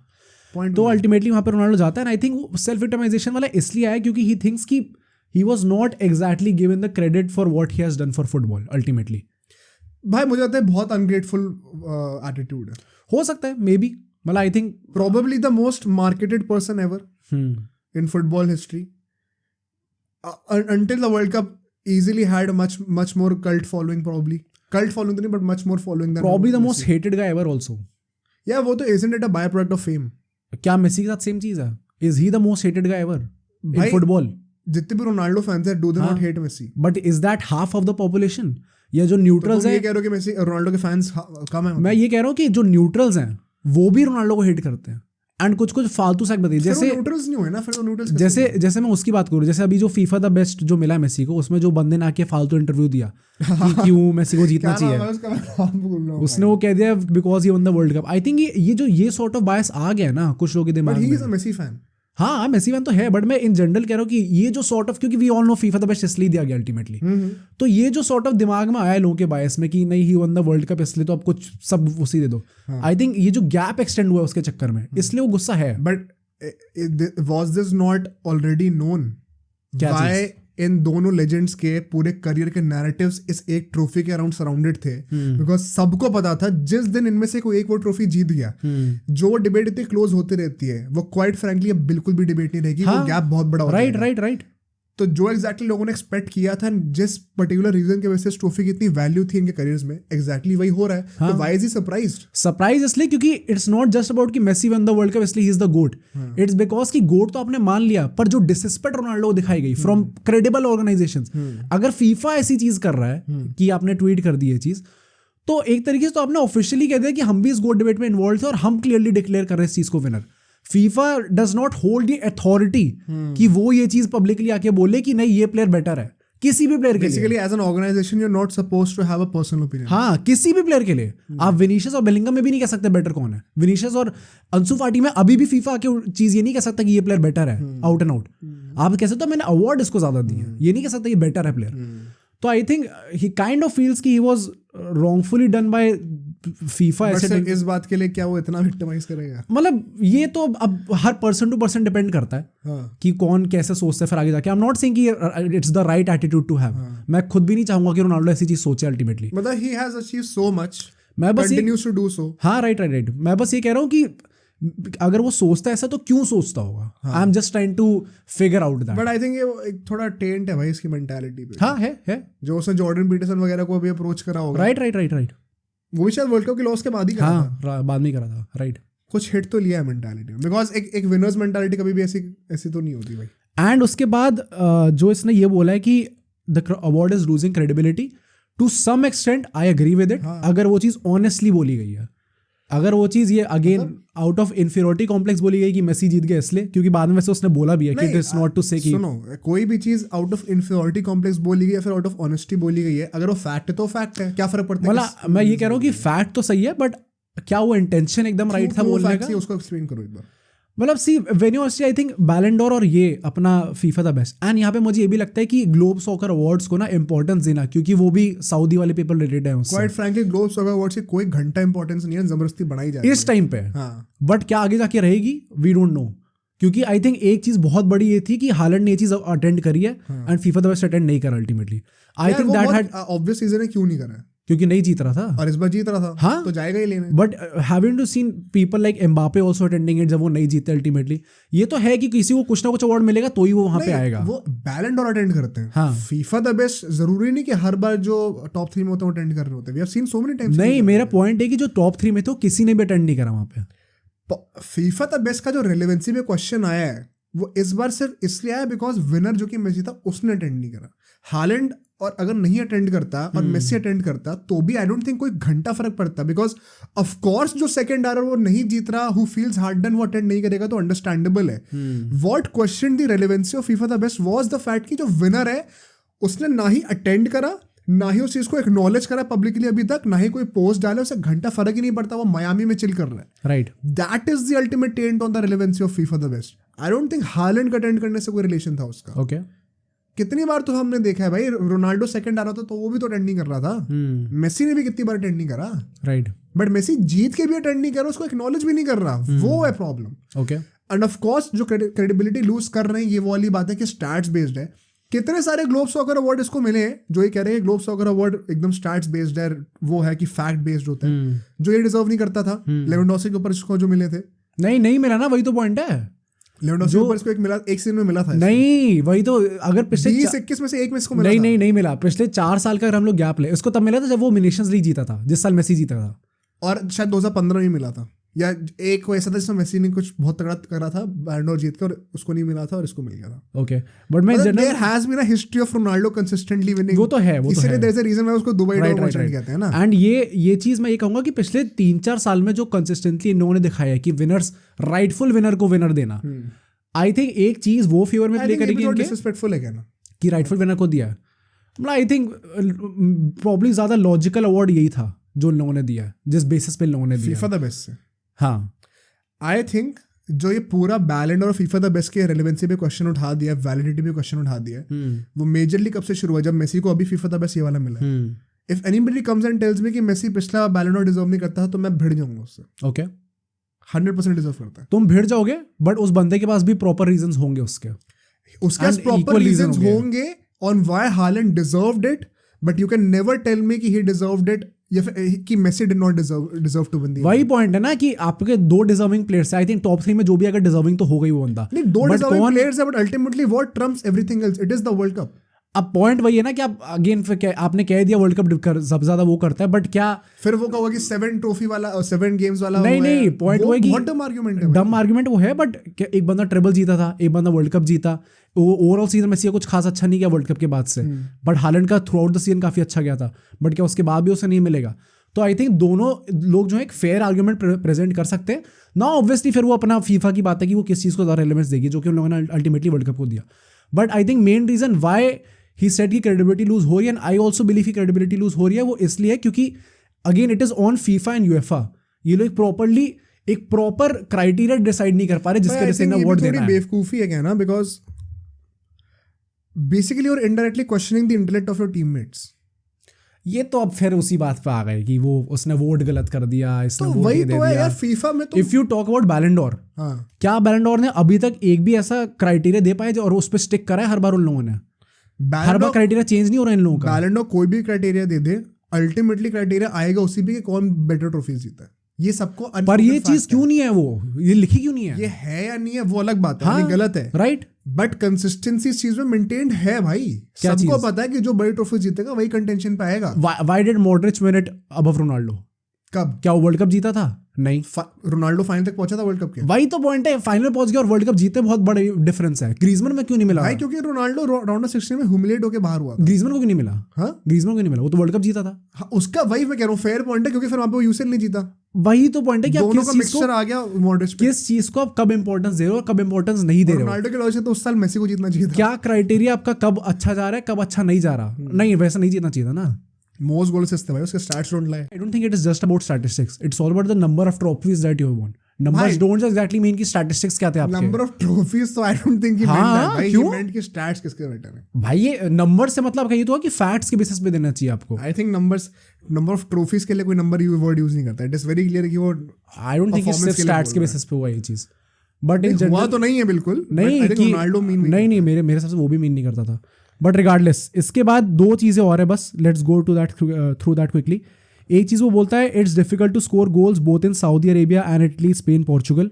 उससे पूछे 1000 गोल्स का आप क्या सोच रहे हो? कहता I prefer 1000% being the euro champions again.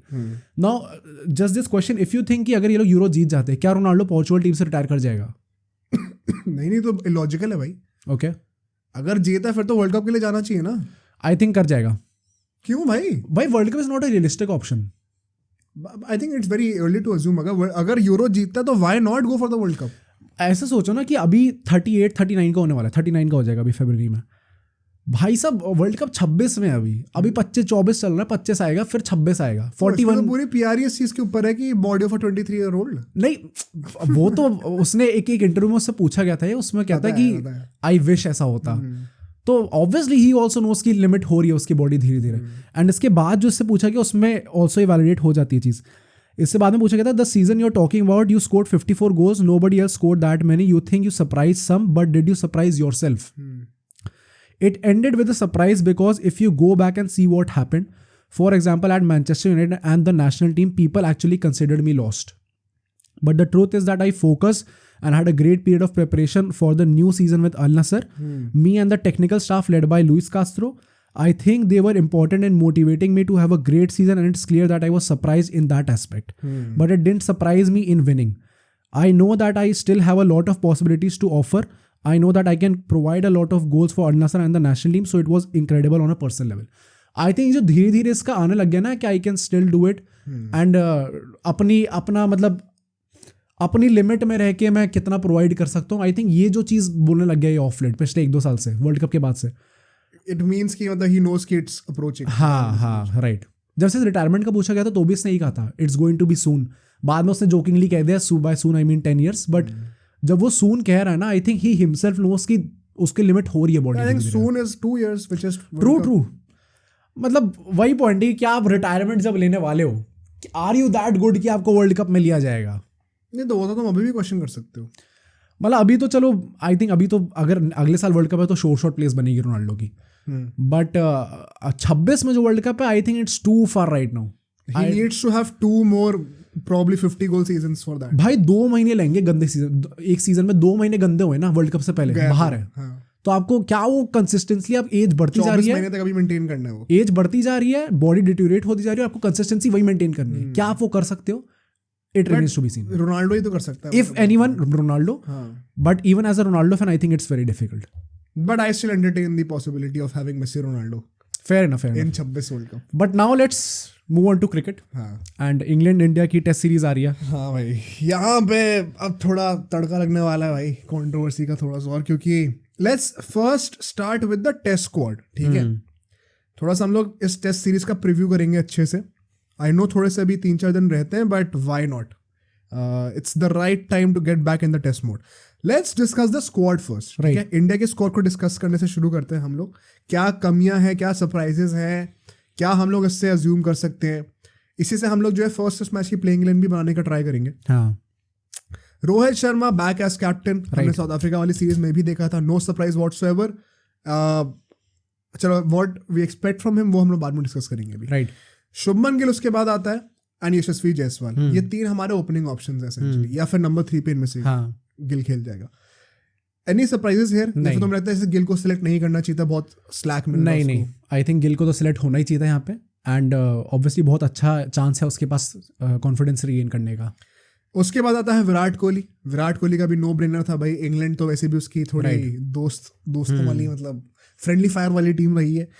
Shreyas Iyer is once again selected. इसके बारे में क्या कहना है भाई. बिकॉज ही टेस्ट मैच में वो इंटेंट काम नहीं कर रहा उसके लिए जो उसने ओडीआई वर्ल्ड कप में दिखाया. नहीं कर रहा. एंड आई थिंक मतलब अच्छा चांस है इसके पास भी यहाँ पे क्योंकि साउथ अफ्रीका वाला टूर अच्छा नहीं गया अभी उसका. एंड उस टाइम पे भी हमने कहा था कि ऐसी बाउंसी पिचेस पे होना बहुत डिफिकल्ट है एंड बहुत क्रिटिसिज्म मिल रहा था उस टाइम पे.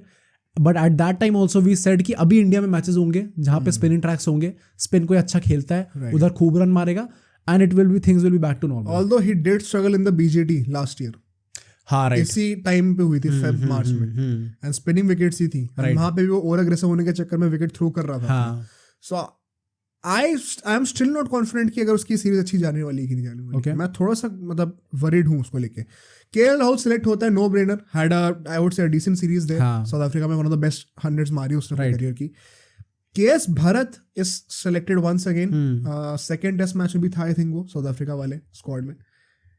केएस भरत का भी आई थिंक वही बात है जब तक ऋषभ पंत नहीं आ रहा तब तक है वो. अजीब बात ये है कि ईशान किशन अभी भी वो नहीं था अवेलेबल नहीं था. मतलब भाई काफी टाइम हो गया भाई उस बात को. द्रविड़ ने कहा कि जब भी अवेलेबल होगा तो पहले वो रणजी खेलेगा उसके बाद आएगा. ओके तो टाइम लगेगा. बेसिकली वो इन लोगों ने प्रोसेस सेट करा होगा. You have to go through this. Even हाँ जडेजा में इंजरी से आया था उसने भी खेली थी Ranji.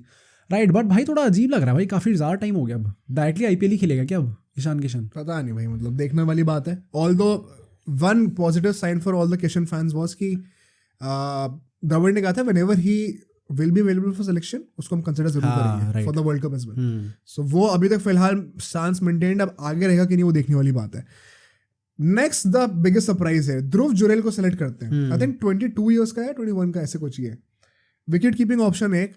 I was personally surprise कि इसको सिलेक्ट करा गया. आई थिंक कुछ 15 फर्स्ट क्लास मैचेस ही खेले उसने अभी. ओके तो बहुत ज़्यादा एक्सपीरियंस है राइट. हाँ तो interesting call. I don't think कोई टेस्ट मैच वो खेलेगा मोस्ट लाइकली. थोड़ा मुश्किल लग रहा है यहाँ पे. बट नॉनदलेस मतलब वो एक्सपीरियंस के लिए it is nice to see. What one main question here is because अगर वो खेलेगा अभी तो वो नंबर 6 नंबर 7 के आसपास ही खेलेगा. एंड ऑलरेडी केएल राहुल और KS Bharat 2 wicket keeping options है हमारे पास.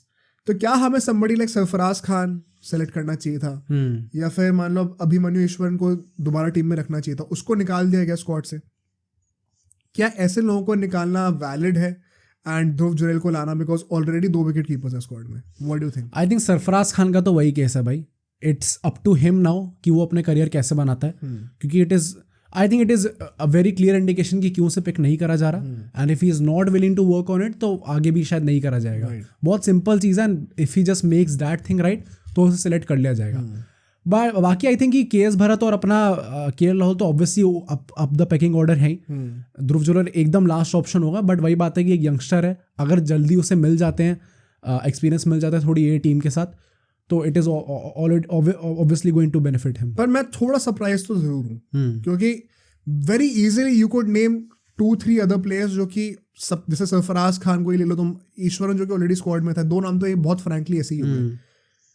फिर कई लोग वो रहाने वाने का भी नाम ले सकते हैं, तो ऐसे 3-4 नाम बहुत आसानी से आप बोल सकते हो कि यार इनको सेलेक्ट क्यों नहीं गया, इवन एज स्क्वाड प्लेयर्स, अगर आपको, क्योंकि प्लेइंग लाइन में मोस्ट लाइकली ध्रुव जुरैल भी नहीं होगा, तो it is a surprise, but ठीक है, nonetheless may B this will pay off, who knows. Coming to the spinners भाई, जो हमारे मजा आने वाला है यहाँ पे हमें देख के।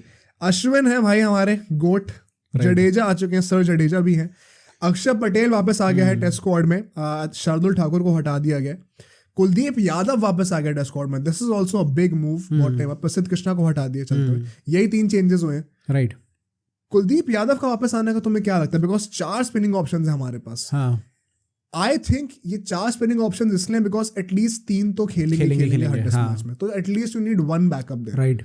सो कुलदीप यादव को लाने का पर्पस मुझे वही लगता है, बट डू यू थिंक यहाँ पे somebody like कुलदीप यादव को युजवेंद्र चहल को चांस देना चाहिए था, या फिर आई थिंक चहल पे अभी हरभजन सिंह ने भी काफी ज्यादा स्ट्रॉन्ग रिमार्क्स दिए हैं कि उसको क्यों नहीं पिक करा गया, चहल को, फॉर द टेस्ट स्क्वाड। हाँ, बाय द वे ये सब पहले 2 टेस्ट मैचेस की स्क्वाड है, राइट, तो हो सकता है चेंज भी करना टीम के लिए। आई थिंक नहीं करा जाएगा चहल को, इट इज वेरी ऑब्वियस कि अगर उसे T20 में सेलेक्ट नहीं करा जा रहा तो टेस्ट तो एकदम ही लास्ट पे आएगा कि उसे सेलेक्ट करा जाए, and I think very honestly I think Kuldeep Yadav के ऊपर तो इस टाइम पे बनता भी नहीं है, जिस टाइप के फॉर्म में वो है, and obviously as you said कि 3 स्पिनर तो खेलेंगे, राइट। 2 प्रोबेबली अश्विन जडेजा होंगे, एंड अक्षर पटेल मे बी, अगर जडेजा अक्षर पटेल ही होगा बिकॉज बैटिंग में देता है, एग्जैक्टली। एंड अच्छा, अक्षर पटेल खेलेगा, यू सी, बिकॉज बैटिंग भी ऑफर करता है एंड बॉलिंग में भी quite frankly he was good in the BGT. Okay, किस मुंह से तुम बोल रहे हो? यू आर सेइंग कि कुलदीप यादव बाहर बैठेगा? I think most likely, because इन चारों में से सबसे ज्यादा देर तक away from the test scene वही रहा है वैसे भी, तो he is making a comeback. Axar Patel quite frankly जब भी घर पे टेस्ट मैच होता है हमेशा से रहा है टीम में, तो आई डोंट थिंक अक्षर पटेल जैसा खेल रहा भी, why would you want to bench him? Okay, fair. Batting भी उसने बहुत अच्छी करके दी है, load on the order, I don't see why he should be bench there, fair. But हाँ, कुलदीप यादव के लिए तुम और कुछ कह रहे थे? आई थिंक मैं यही कहूँगा कि it's nice to see him again in test cricket, and मतलब वही बात है, आई वाज थिंकिंग कि शायद स्टार्ट करेगा वो, बट ठीक है भाई, अगर बेंच पे बैठता है तो धीरे धीरे करके we can see him back in test cricket. And 4 pacers और आते हैं यहाँ पे, Mohammed Siraj and Jasprit Bumrah, which will be I think the 2 pacers that will play. Jasprit Bumrah vice captain, हाँ, एंड 2 बैकअप हैं, मुकेश कुमार एंड आवेश खान। हाँ, अब साउथ अफ्रीका में तो आप 3-3, 4-4 पेसर खिला रहे थे, बट यहाँ पे आपसे 2 ही पेसर खिलाने वाले हैं, तो आई थिंक 2 पेसर शायद बेंच पे बैठेंगे, मुकेश कुमार एंड आवेश खान। आवेश खान फिर से सेलेक्ट हुआ, I am quite surprise, because I wonder why प्रसिद्ध कृष्णा को यहाँ पे सेलेक्ट नहीं करा गया। जो बंदा आपके टेस्ट मैच में खेल रहा था उसको आपने बाहर कर दिया, और जो स्क्वाड प्लेयर था उसको आपने अभी भी स्क्वाड के अंदर रखा। हाँ, तो ये थोड़ा अजीब लगा मुझे देख के कि प्रसिद्ध कृष्णा को क्यों नहीं रखा आपने, उस एक टेस्ट मैच के बाद आपने क्या कॉन्फिडेंस लूज कर दिया। आवेश खान के जगह आई थिंक प्रसिद्ध कृष्णा को रखना चाहिए था, if you look at him as a long term solution. Although दोनों में से कोई भी स्टार्ट करेगा नहीं, अल्टीमेटली करेंगे बुमराह सिराजी। शमी अनफॉर्चुनेटली नहीं आ पाया, अगर शमी होता तो बहुत ज्यादा इंटरेस्टिंग होता देखने में कि कौन से 2 पेसर स्टार्ट करते हैं और कौन बाहर बैठता अल्टीमेटली, क्योंकि लिमिटेड ओवर्स में फिर भी मान लो सिराज का, लेकिन टेस्ट में तो यू प्रॉब्ली वांट शमी भाई। Although one question, why do you think कि जसप्रीत बुमराह को वाइस कैप्टन चूज किया गया above guys like Ashwin Jadeja? Because they never were, okay, quite frankly. Jadeja को अभी वो T20 में बनाया गया था वाइस कैप्टन जबरदस्ती, और उसके बाद फिर हटा ही दे T20 से। बुमराह बहुत टाइम से प्लान में रहा है, तो इट्स नॉट अ सरप्राइज। एक सरप्राइज था वो, तो जो तुम कह सकते हो वो केएल राहुल के लिए कह सकते हो। हाँ right, KL Rahul also right. But test matches में it has always been Bumrah over KL Rahul, at least in the past few years, because KL Rahul की पोजीशन क्वाइट फ्रैंकली खुद ही कंफर्म नहीं रही रहती है. इनफैक्ट अभी हम डिस्कस करेंगे इसका रोल भी आई थिंक थोड़ा ट्विस्टेड है यहाँ पे. It is not as plain and white as black and white as it was in the South Africa series. तो यहाँ से ना हम लोग अब चलते हैं जरा जल्दी से वेन्यूज पे, ठीक है, and then we'll try to make the playing 11. Matches होने वाले हैं भाई. हैदराबाद में पहला मैच होगा, वाइजैग में दूसरा मैच होने वाला है, राजकोट में तीसरा मैच होगा, चौथा मैच अपना रांची में होने वाला है धोनी के थाला के अपने घर पे, एंड लास्ट मैच जो कि एक मुझे लगता है कि ये बताऊंगा मैं ऐसा क्यों करूँ, धर्मशाला में हो रहा है, एक कॉन्सोलेशन प्राइज के लिए दिया जा रहा है. राइट. हमने बीजीटी में देखा था कैसे आखिरी मैच जो एकदम ऐसी पिच बनाई थी कि ड्रॉ हो जाए. राइट. इतनी पिटाई कर दी अभी रोते हुए घर ना जाए, तो लास्ट टेस्ट मैच धर्मशाला में रख दिया. यहाँ पे आप शायद चाहो तो 3 पेसर को भी टेस्ट कर सकते हो. मोस्ट लाइकली इससे पहले सीरीज हम लोग जीत चुके होंगे. राइट. ठीक है, and this is not even me being arrogant, this is me being very realistic. Arrogant would be probably to say कि 4 ने लोग सीधा. बट हैदराबाद, वाइजैग, राजकोट, रांची, ये चारों पिचेस ऑफ कोर्स थोड़ा सा नेचर वैरी करता है इनका. रांची तो जैसे फॉर एग्जांपल बैट्समैन को काफ़ी फेवर करती है इन लिमिटेड ओवर्स. वाइजैग भी भाई काफ़ी अच्छी पिच बन सकती है अगर आप बनाना चाहो T20s के लिए तो. So is Rajkot. हैदराबाद को तो हमने वर्ल्ड कप में देखा ही था कैसे पाकिस्तान वगैरह भी 350 रन मार रहे थे. राइट. तो ये सारी पिचेस इन लिमिटेड ओवर्स बहुत ही अच्छी पाटा विकेट की तरह बिहेव कर सकती हैं. बट क्योंकि ये टेस्ट मैचेस हैं, इन चारों टेस्ट मैचेस में I am expecting rank Turners. यहाँ पे पिच को तोड़ा जाएगा, क्रैक्स फॉर्म करे जाएंगे ताकि मिट्टी जल्दी टूटे, पिच जल्दी से डिसोरिएंट हो जाए फर्स्ट डे के अंदर ही, एंड ह्यूमिलिएट करा जाए बैट्सबॉल को. राइट. आई थिंक ये चारों पिचेस से हम एक्सपेक्ट कर सकते हैं कि अच्छी खासी टूर्नामेंट देखने को मिलेगी. Fair. और सो आई होप. ऑफ कोर्स थोड़े से वेरिएशंस होंगे हर स्टेडियम में क्योंकि अलग अलग रीजन में है, इंडिया में इतनी डाइवर्सिटी है. बट एक जो मेन थीम आप देखने वाले हैं पूरे टेस्ट सीरीज का इन चारों टेस्ट मैचेस में, it is going to be rank turners and Ashwin Jadeja cooking. वही है. राइट. 5वें टेस्ट मैच में आई थिंक वो एक कॉन्सोलेशन पिच होगी जहां पे एक प्रॉपर पेस विकेट भी नहीं, आई थिंक एक ऐसी डके विकेट बनाई जाएगी जो कि थोड़ा ड्रॉ को फेवर करने वाली है. एंड तब तक मोस्ट लाइकली हम सीरीज जीत चुके होंगे. It will be irrelevant. WTC के फाइनल पहुंचने के लिए जो हमें काम करना था हम कर चुके होंगे. ये बात हो गई वेन्यूज की. ठीक है, अब हम आते हैं प्लेइंग 11 बनाने पे पहले टेस्ट मैच के लिए. पहला टेस्ट मैच हो रहा है हैदराबाद में. क्या लगता है भाई, अपनी बैटिंग से स्टार्ट कर लेते हैं. And I am so happy कि यहाँ पे हमें वो शार्दुल और अश्विन वाली कॉन्वर्सेशन नहीं करनी पड़ेगी. मैं बहुत गुस्सा होता हूँ. राइट. बट यहाँ पे एक डिलेमा आएगा अभी, तुम नोटिस करोगे.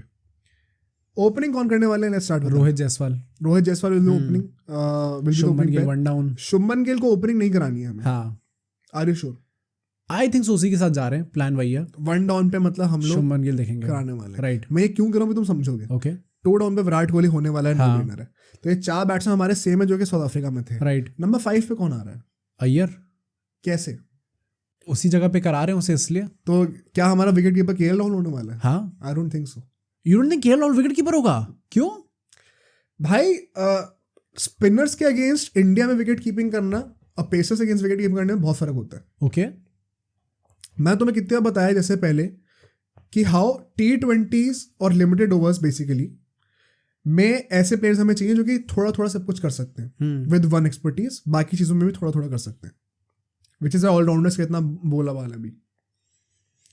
Test matches is that one place जहां पे आपको स्पेशलिस्ट ही चाहिए सिर्फ. हाँ. 6 बैट्समैन, 1 विकेट कीपर, 4 बॉलर. हाँ. आइडियली ऐसे. तभी हम लोग ये डिबेट करते हैं कि हमें ऑलराउंडर का क्या जरूरत है भाई टेस्ट मैच में. इतना वो बैटिंग डेप्थ वाला इतना मैटर करता नहीं है टेस्ट मैचेस में. Same is the case of wicket keeper. Wicket keeper in itself is a very specialised skill set. एक प्रॉपर स्किल सेट है wicket keeping, specially in test cricket. So batsman wicket keeper और wicket keeper batsman, ये 2 अलग अलग चीजें हो जाती हैं टेस्ट मैचेस में. हाँ. T20 ODIs में सेम ही बात है. हाँ. बट टेस्ट मैचेस जहां पे आप आ गए तो आप विकेट कीपर्स को 2 तरीके से कैटेगराइज करते हो. एक बंदा जो कि एक बैट्समैन विकेट कीपर है और एक जो कि विकेट कीपर बैट्समैन है. बैट्समैन विकेट कीपर का एग्जांपल कौन है? केएल राहुल, राहुल द्रविड़. राइट. ऋषभ पंत था, now he is eventually turning to the other slot. Wicket keeper batsman का एग्जांपल कौन है? केएस भरत, रिद्धिमान साहा सबसे बड़ा एग्जांपल था अभी recently. MS Dhoni I think एक ऐसा बंदा जो कि दोनों जगहों पे कवर कर लेता है, वो यूनिक बंदा है. हाँ. ध्रुव जोरेल भी at this moment you would treat him as a wicket keeper batsman. Okay. जब आप टेस्ट मैचेस में खेल रहे होते हो और आप पेसर्स पे विकेट कीपिंग कर रहे होते हो, आप बहुत पीछे खड़े होते हो, you have much more time to react to the ball. आप हर बॉल पे इतना इन्वॉल्व भी नहीं होते बिकॉज क्वाइट फ्रैंकली इतना गैप है विकेट्स और आपके बीच में कि बॉल बहुत आराम से आ रही होती है. You don't need to have that level of concentration. जब आप इंडिया में टेस्ट मैच खेल रहे हो, जब 50-50 ओवर जो है लगातार स्पिनर के आने वाले हैं, और वह स्पिनर कौन है? अश्विन जडेजा, जो कि खाने को तैयार हैं. आप एक ओवर में 6 बॉलें होती हैं, एटलीस्ट 3-4 बॉलों पे तो आप डायरेक्टली इन्वॉल्व हो, डायरेक्टली हर ओवर में. तो तुम ये कैलकुलेट कर लो कि कॉन्सेंट्रेशन लेवल में रिक्वायरमेंट कितनी ज्यादा है यहाँ पे एज कम्पेयर टू से साउथ अफ्रीका में आप पेसर्स पे विकेट कीपिंग कर रहे हो. एंड क्वाइट फ्रैंकली अगर मैं बहुत ऑनेस्टली बताऊं तो साउथ अफ्रीका में भी उसकी विकेट कीपिंग परफॉर्मेंस बहुत ज़्यादा खास थी नहीं. ओके, एक कैच भी ड्रॉप करा था, बहुत सेंटर से कैच ड्रॉप करा था, 1-2 और ओकेजन्स भी थी. एक जो उसका प्लस पॉइंट है उसका DRS कॉल्स है, सबसे बड़ा प्लस पॉइंट है. राइट. बट इंडिया में अगेंस्ट अश्विन जडेजा जब तुम विकेट कीपिंग कर रहे हो, जब तुम हर ओवर में 3-4 बॉल में इन्वॉल्व होने वाले हो, you need ultimate concentration, you need ultimate skill as a wicket keeper and ultimate endurance. एक स्टैट निकल के आया है, KL राहुल ने अपने पूरे करियर में फर्स्ट क्लास करियर मतलब रणजी ट्रॉफी और इंडिया के टेस्ट मैचेस मिला दो तो सिर्फ 3 ही टेस्ट मैचेस में उसने इंडिया के अंदर विकेट कीपिंग करी है, वो तीनों उसके अपने रणजी के दिन के. ओके, तो पहली बार ये होगा जब इंडियन टीम से कर रहा होगा अश्विन जडेजा के अगेंस्ट इतने ओवर में विकेट कीपिंग करने वाला है. एंड अश्विन जडेजा एज निकाल के देंगे तुम्हें. क्या तुम्हें KL राहुल वहां पे ऐसा विकेट कीपर चाहिए? Which is why I think इन लोगों ने 3 विकेट कीपर सेलेक्ट कर रहे हैं, बिकॉज KL राहुल को ये विकेट कीपर ट्रीट ही नहीं कर रहे हैं. तो maybe he is going to play above in the place of Shreyas Iyer. हाँ, एंड ओके, स्क्वाड में एक्चुअली में सिर्फ 2 ही विकेट कीपर है, KS Bharat and Dhruv Jurel. Okay, it is not 3 wicket keeper. Right. So now considering this, अब तुम्हें क्या लगता है, क्या KL राहुल खेलेगा, श्रेयस अय्यर खेलेगा? ऑल्दो ये टेक्निकल पॉइंट हो गया, बट क्या इज देयर अ पॉसिबिलिटी कि KL राहुल का एज अ विकेट कीपर ही खिलाया जाए? नहीं, पॉसिबिलिटी तो देखो हर चीज की है, बट क्या ऐसा होना चाहिए? राइट. अब लोग क्वेश्चन ये भी करेंगे कि भाई क्यों ना ट्रस्ट दिखाया जाए. बिल्कुल सही बात है, दिखा भी सकते हैं, बट वही एक गैम्बल है. And do you think Rohit Sharma ये गैम्बल खेलना चाहेगा? खेल सकता है, बट क्वेश्चन वही है, do you want to play this gamble right away, या फिर जब आप 2 टेस्ट मैच ऑलरेडी जीत गए उसके बाद? वो वाली बात है कि मे बी पहले 2 टेस्ट मैचेस के लिए लोगों ने ध्रुव जुरेल और KS भरत दोनों को सिलेक्ट इसलिए कराया because KL Rahul play as a batsman, और जुरेल और KS भरत में से कोई एक विकेट कीपर होगा और एक उसका बैकअप होगा. जब हम 2 टेस्ट मैच जीत गए और जब अगले 3 टेस्ट मैच की स्क्वाड आएगी, अगर हम लोग 2 टेस्ट मैच ऑलरेडी जीते हुए हैं, हमें पता है कि हम सीरीज भी जीत जाएंगे, तब maybe drop some one of these 3, मतलब ऑफ कोर्स जुरेल और KS भरत में से कोई एक, एंड KL राहुल को as a wicket keeper treat कर लो. बेसिकली जब आप अश्योर्ड हो कि आप सीरीज जीत चुके हो, तब आप वो रिस्क ले सकते हो. बट क्या आपको अभी वो रिस्क चाहिए? क्योंकि ऐसा भी नहीं है कि हमें एक बैट्समैन विकेट कीपर की बहुत ज़्यादा ज़रूरत है जैसे हमें साउथ अफ्रीका में थी, क्योंकि वहाँ पे बैटिंग टेल छोटी हो गई थी. 3 पेसर थे जो बैटिंग नहीं करते. राइट. यहाँ पे नंबर 9 तक बैट्समैन है हमारे पास. अक्षर पटेल होगा, उसका 10-11 पे बुमराह सिराज होंगे, तो बैटिंग डेप्थ बहुत है. तो एक विकेट कीपर बैट्समैन ले भी लो तो कोई फर्क पड़ता नहीं पड़ेगा. Right. So that makes me wonder कि यहाँ पे हम लोग को शायद KS भरत खिलाना पड़ेगा. फेयर ना चाहते हुए भी. Right. So who sits out? अगर ऐसा है, ऑल्दो आई स्टिल थिंक कि I just have a feeling कि मे बी KL राहुल को as a wicket keeper try करे लोग. बट अगर ये ऐसे टेक्निकली पॉइंट देखा जाए तो I think obviously Shreyas Iyer is going to sit out, क्योंकि KL Rahul has to play. Obviously I think वो KL राहुल बैटिंग में टेस्ट क्रिकेट में तो उसका श्रेयस अय्यर कंपैरिजन नहीं है इस टाइम पे. KL Rahul is much far ahead right now. तो I think KL Rahul will start, then obviously that means KS Bharat is going to be the wicketkeeper then. And फिर उसके बाद जडेजा, अश्विन एंड अक्षर पटेल, ये तीनों होंगे. And Siraj and Bumrah will be the pacers. I think ये playing 11 होनी चाहिए. Iyer and Kuldeep Yadav will unfortunately miss out probably. अब ये लोग आगे जाके इन्वॉल्व हो सकते हैं. Maybe would want to involve Kuldeep Yadav in Dharamshala. Fair. एक ये चीज़ टेक्निकल पॉइंट है, हमने एक वीडियो में कवर करा था पहले. जब एक बहुत ही टर्निंग विकेट होती है ना, और आपके पास चॉइस है एक लेग स्पिनर, एक रिस्ट स्पिनर बेसिकली जो कि लेग स्पिनर होता है, और एक फिंगर स्पिनर जो कि एक ऑफ स्पिनर होता है, उसको खिलाने की, तो आप किसको खिलाओगे? जब क्या होती है, जब विकेट बहुत ज़्यादा टर्न कर रही होती है अपने आप ही. आई थिंक लेग स्पिनर को. गलत. ओके, ऑफ स्पिनर को. हाँ, क्यों? एक मिनट रुक जाओ, मुझे सोचने दो. नहीं, आई डोंट नो क्यों. क्योंकि लेग स्पिनर पूरी रिस्ट लगाता है स्पिन करने में, तो वो वेट इतना ज़्यादा ट्रांसफर होता है बॉल पे कि वो हर पिच पे टर्न करेगी बॉल. ओके. फ्लैट पिच भी टर्न करेगी. तुम खुद ही देख लो, तुम सीमेंट पे जितने भी लिसनर्स है ट्राई करना, कॉस्को बॉल से लेग स्पिन फेंको, अपने आप टर्न करेगी। नहीं तो you don't want the ball to spin. Point ये है कि जो विकेट ऑटोमेटिकली खुद ही आपको टर्न करके दे रही है बॉल, वहां पे हमेशा फिंगर स्पिनर को खिलाओ, बिकॉज फिंगर स्पिन मुश्किल होती है ज्यादा। राइट, अभी खुद सब ट्राई करके देखना, टेनिस बॉल से हार्ड कोर्ट पे जाके सीमेंट पे बॉल डाल के देखो कितनी तुम्हारी ऑफ स्पिन हो रही है, उससे कितनी ज्यादा लेग स्पिन हो रही है, खुद पता चल जाएगा। तो फिंगर स्पिन में कई सारी बॉल है पढ़ के सीधी भी निकलती है। ठीक है, जब विकेट अपने आप टर्न कर रहा है तो बैट्समैन डबल माइंडेड हो गया। कौन सी बॉल पढ़ के सीधी आएगी, कौन सी बॉल पढ़ के बाहर निकलने वाली। राइट, उस डबल माइंड में बंदे बोल्ड और एलबीडब्ल्यू होते हैं। ओके, तो हमेशा वो डबल एज स्वॉर्ड जो है फिंगर स्पिनर देता है। जब भी विकेट अपने आप टर्न कर रहा हो तो वहां पे तो बॉल फिंगर स्पिनर की भी टर्न कर जाएगी, बट जो बॉल उसकी नेचुरल ट्रैजेक्टरी पे निकल गई वो बढ़ के सीधी आ जाएगी। अच्छा, और उस पर एलबीडब्ल्यू मिल जाएगा। ओके ओके, हमेशा फिंगर स्पिनर को खिलाते हैं। सो धर्मशाला क्योंकि एक ऐसी पेसर फ्रेंडली विकेट हो सकती है, एक फ्लैटर विकेट हो सकती है, वहां पे you would maybe want to have Kuldeep Yadav, तब ये सोच सकते हैं। फेयर, बट ये तो हमने बात कर ली लाइनअप की, एंड आई थिंक यहाँ पे भी हम लोग अच्छे तोड़ने वाले हैं लोगों को। आई वुड बी डिसअपॉइंटेड अगर हम लोग एटलीस्ट 4 मैच ना जीते भाई। 4-1 ना, मेरी भी प्रेडिक्शन यही है, 4-1 एटलीस्ट 4 मैच, चाहे 4-0 चाहे 4-1। हाँ राइट, कम से कम 4 तो जीतने हैं। क्योंकि अब जो हम बात करने वाले उस पर आ जाते हैं, जो कुछ कमेंट्स ऑलरेडी आने शुरू हो गए हैं ना। हमने देखा था पहले वो शेफ वाली बात हुई थी कि अलग से शेफ लेके आते हैं कि इल ना पड़ जाएंगे लोग। एक इनका स्पिनर रहा है, तुम्हें शायद पता नहीं होगा, मॉन्टी पनेसर, सुना है। हाँ, उसने कहा कि भाई I would advise the England team कि आप जाके स्लेजिंग करें अच्छे से, स्पेशली विराट कोहली की। ओके, पहली बात तो कितना डम मूव है कि आप विराट कोहली को स्लेज कर रहे हो। Right, and quite frankly I think इस इंडियन टीम में आज के टाइम में तुम किसी को भी स्लेज करोगे तो तुम पंगे ले। राइट, वो अब किसी वो से भी गए वो टाइम, वो सब अग्रेसिव है।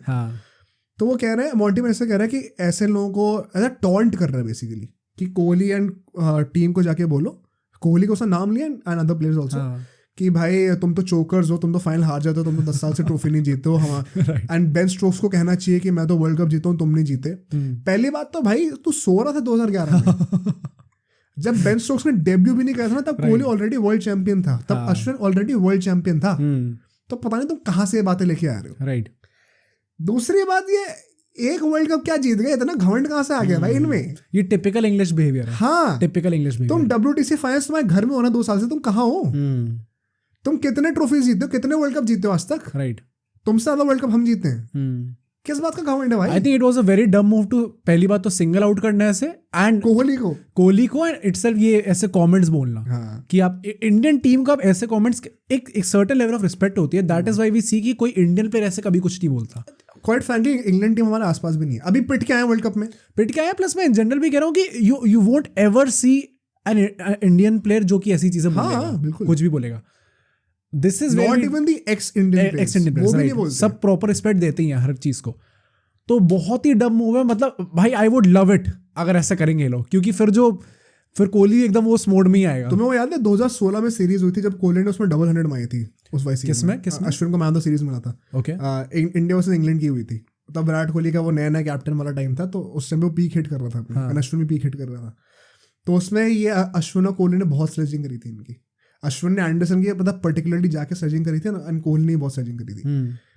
वो घर पे थी सीरीज में, बहुत पिटाई करी थी। अच्छा, घर वाली, हाँ ये मेरे को याद है शायद। अश्विन जो एक मैच से 12 विकेट ले रहा है, how boring was your innings जिसमें बोला था उसने कुछ ऐसे करके। राइट, ऐसे 2-3 बार हुआ था। अश्विन तो एंडरसन ने कुछ मैच के बीच में, टेस्ट मैच के बीच में एक दिन पे कुछ कोहली के लिए कुछ बोल दिया था कि ऐसे रन मार रहा है फ्लैट पिच पे ऐसे वैसे।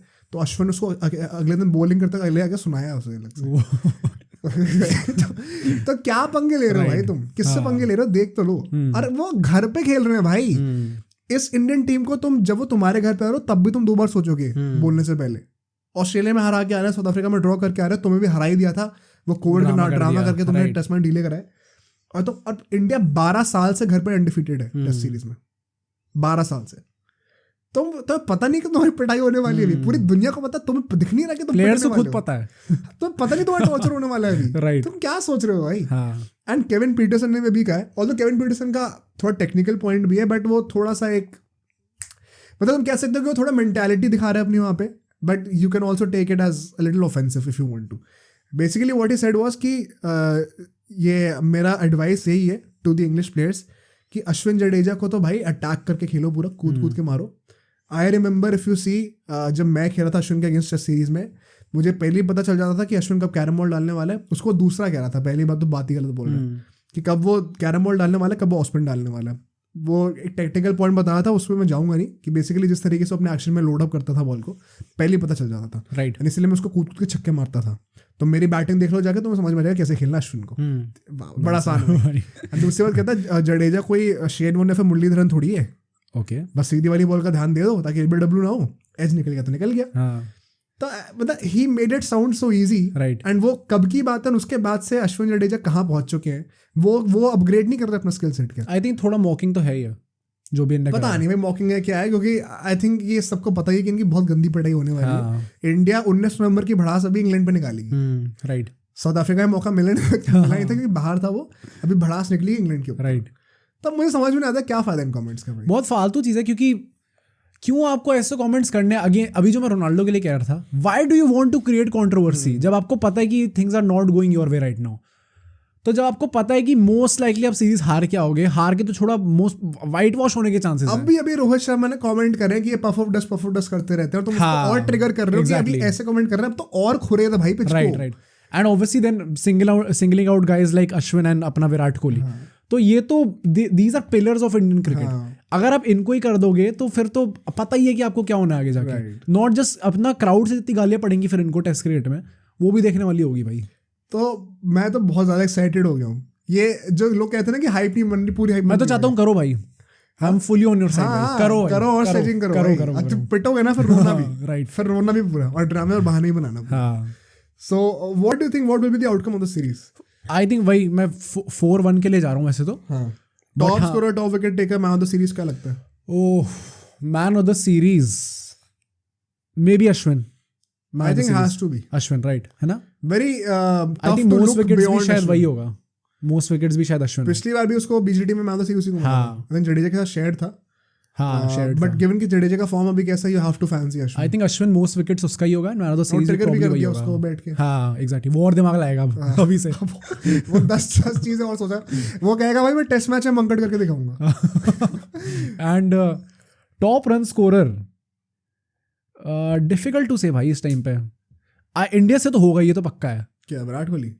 नहीं, टॉप रन स्कोर आई थिंक इंडिया से ही होगा।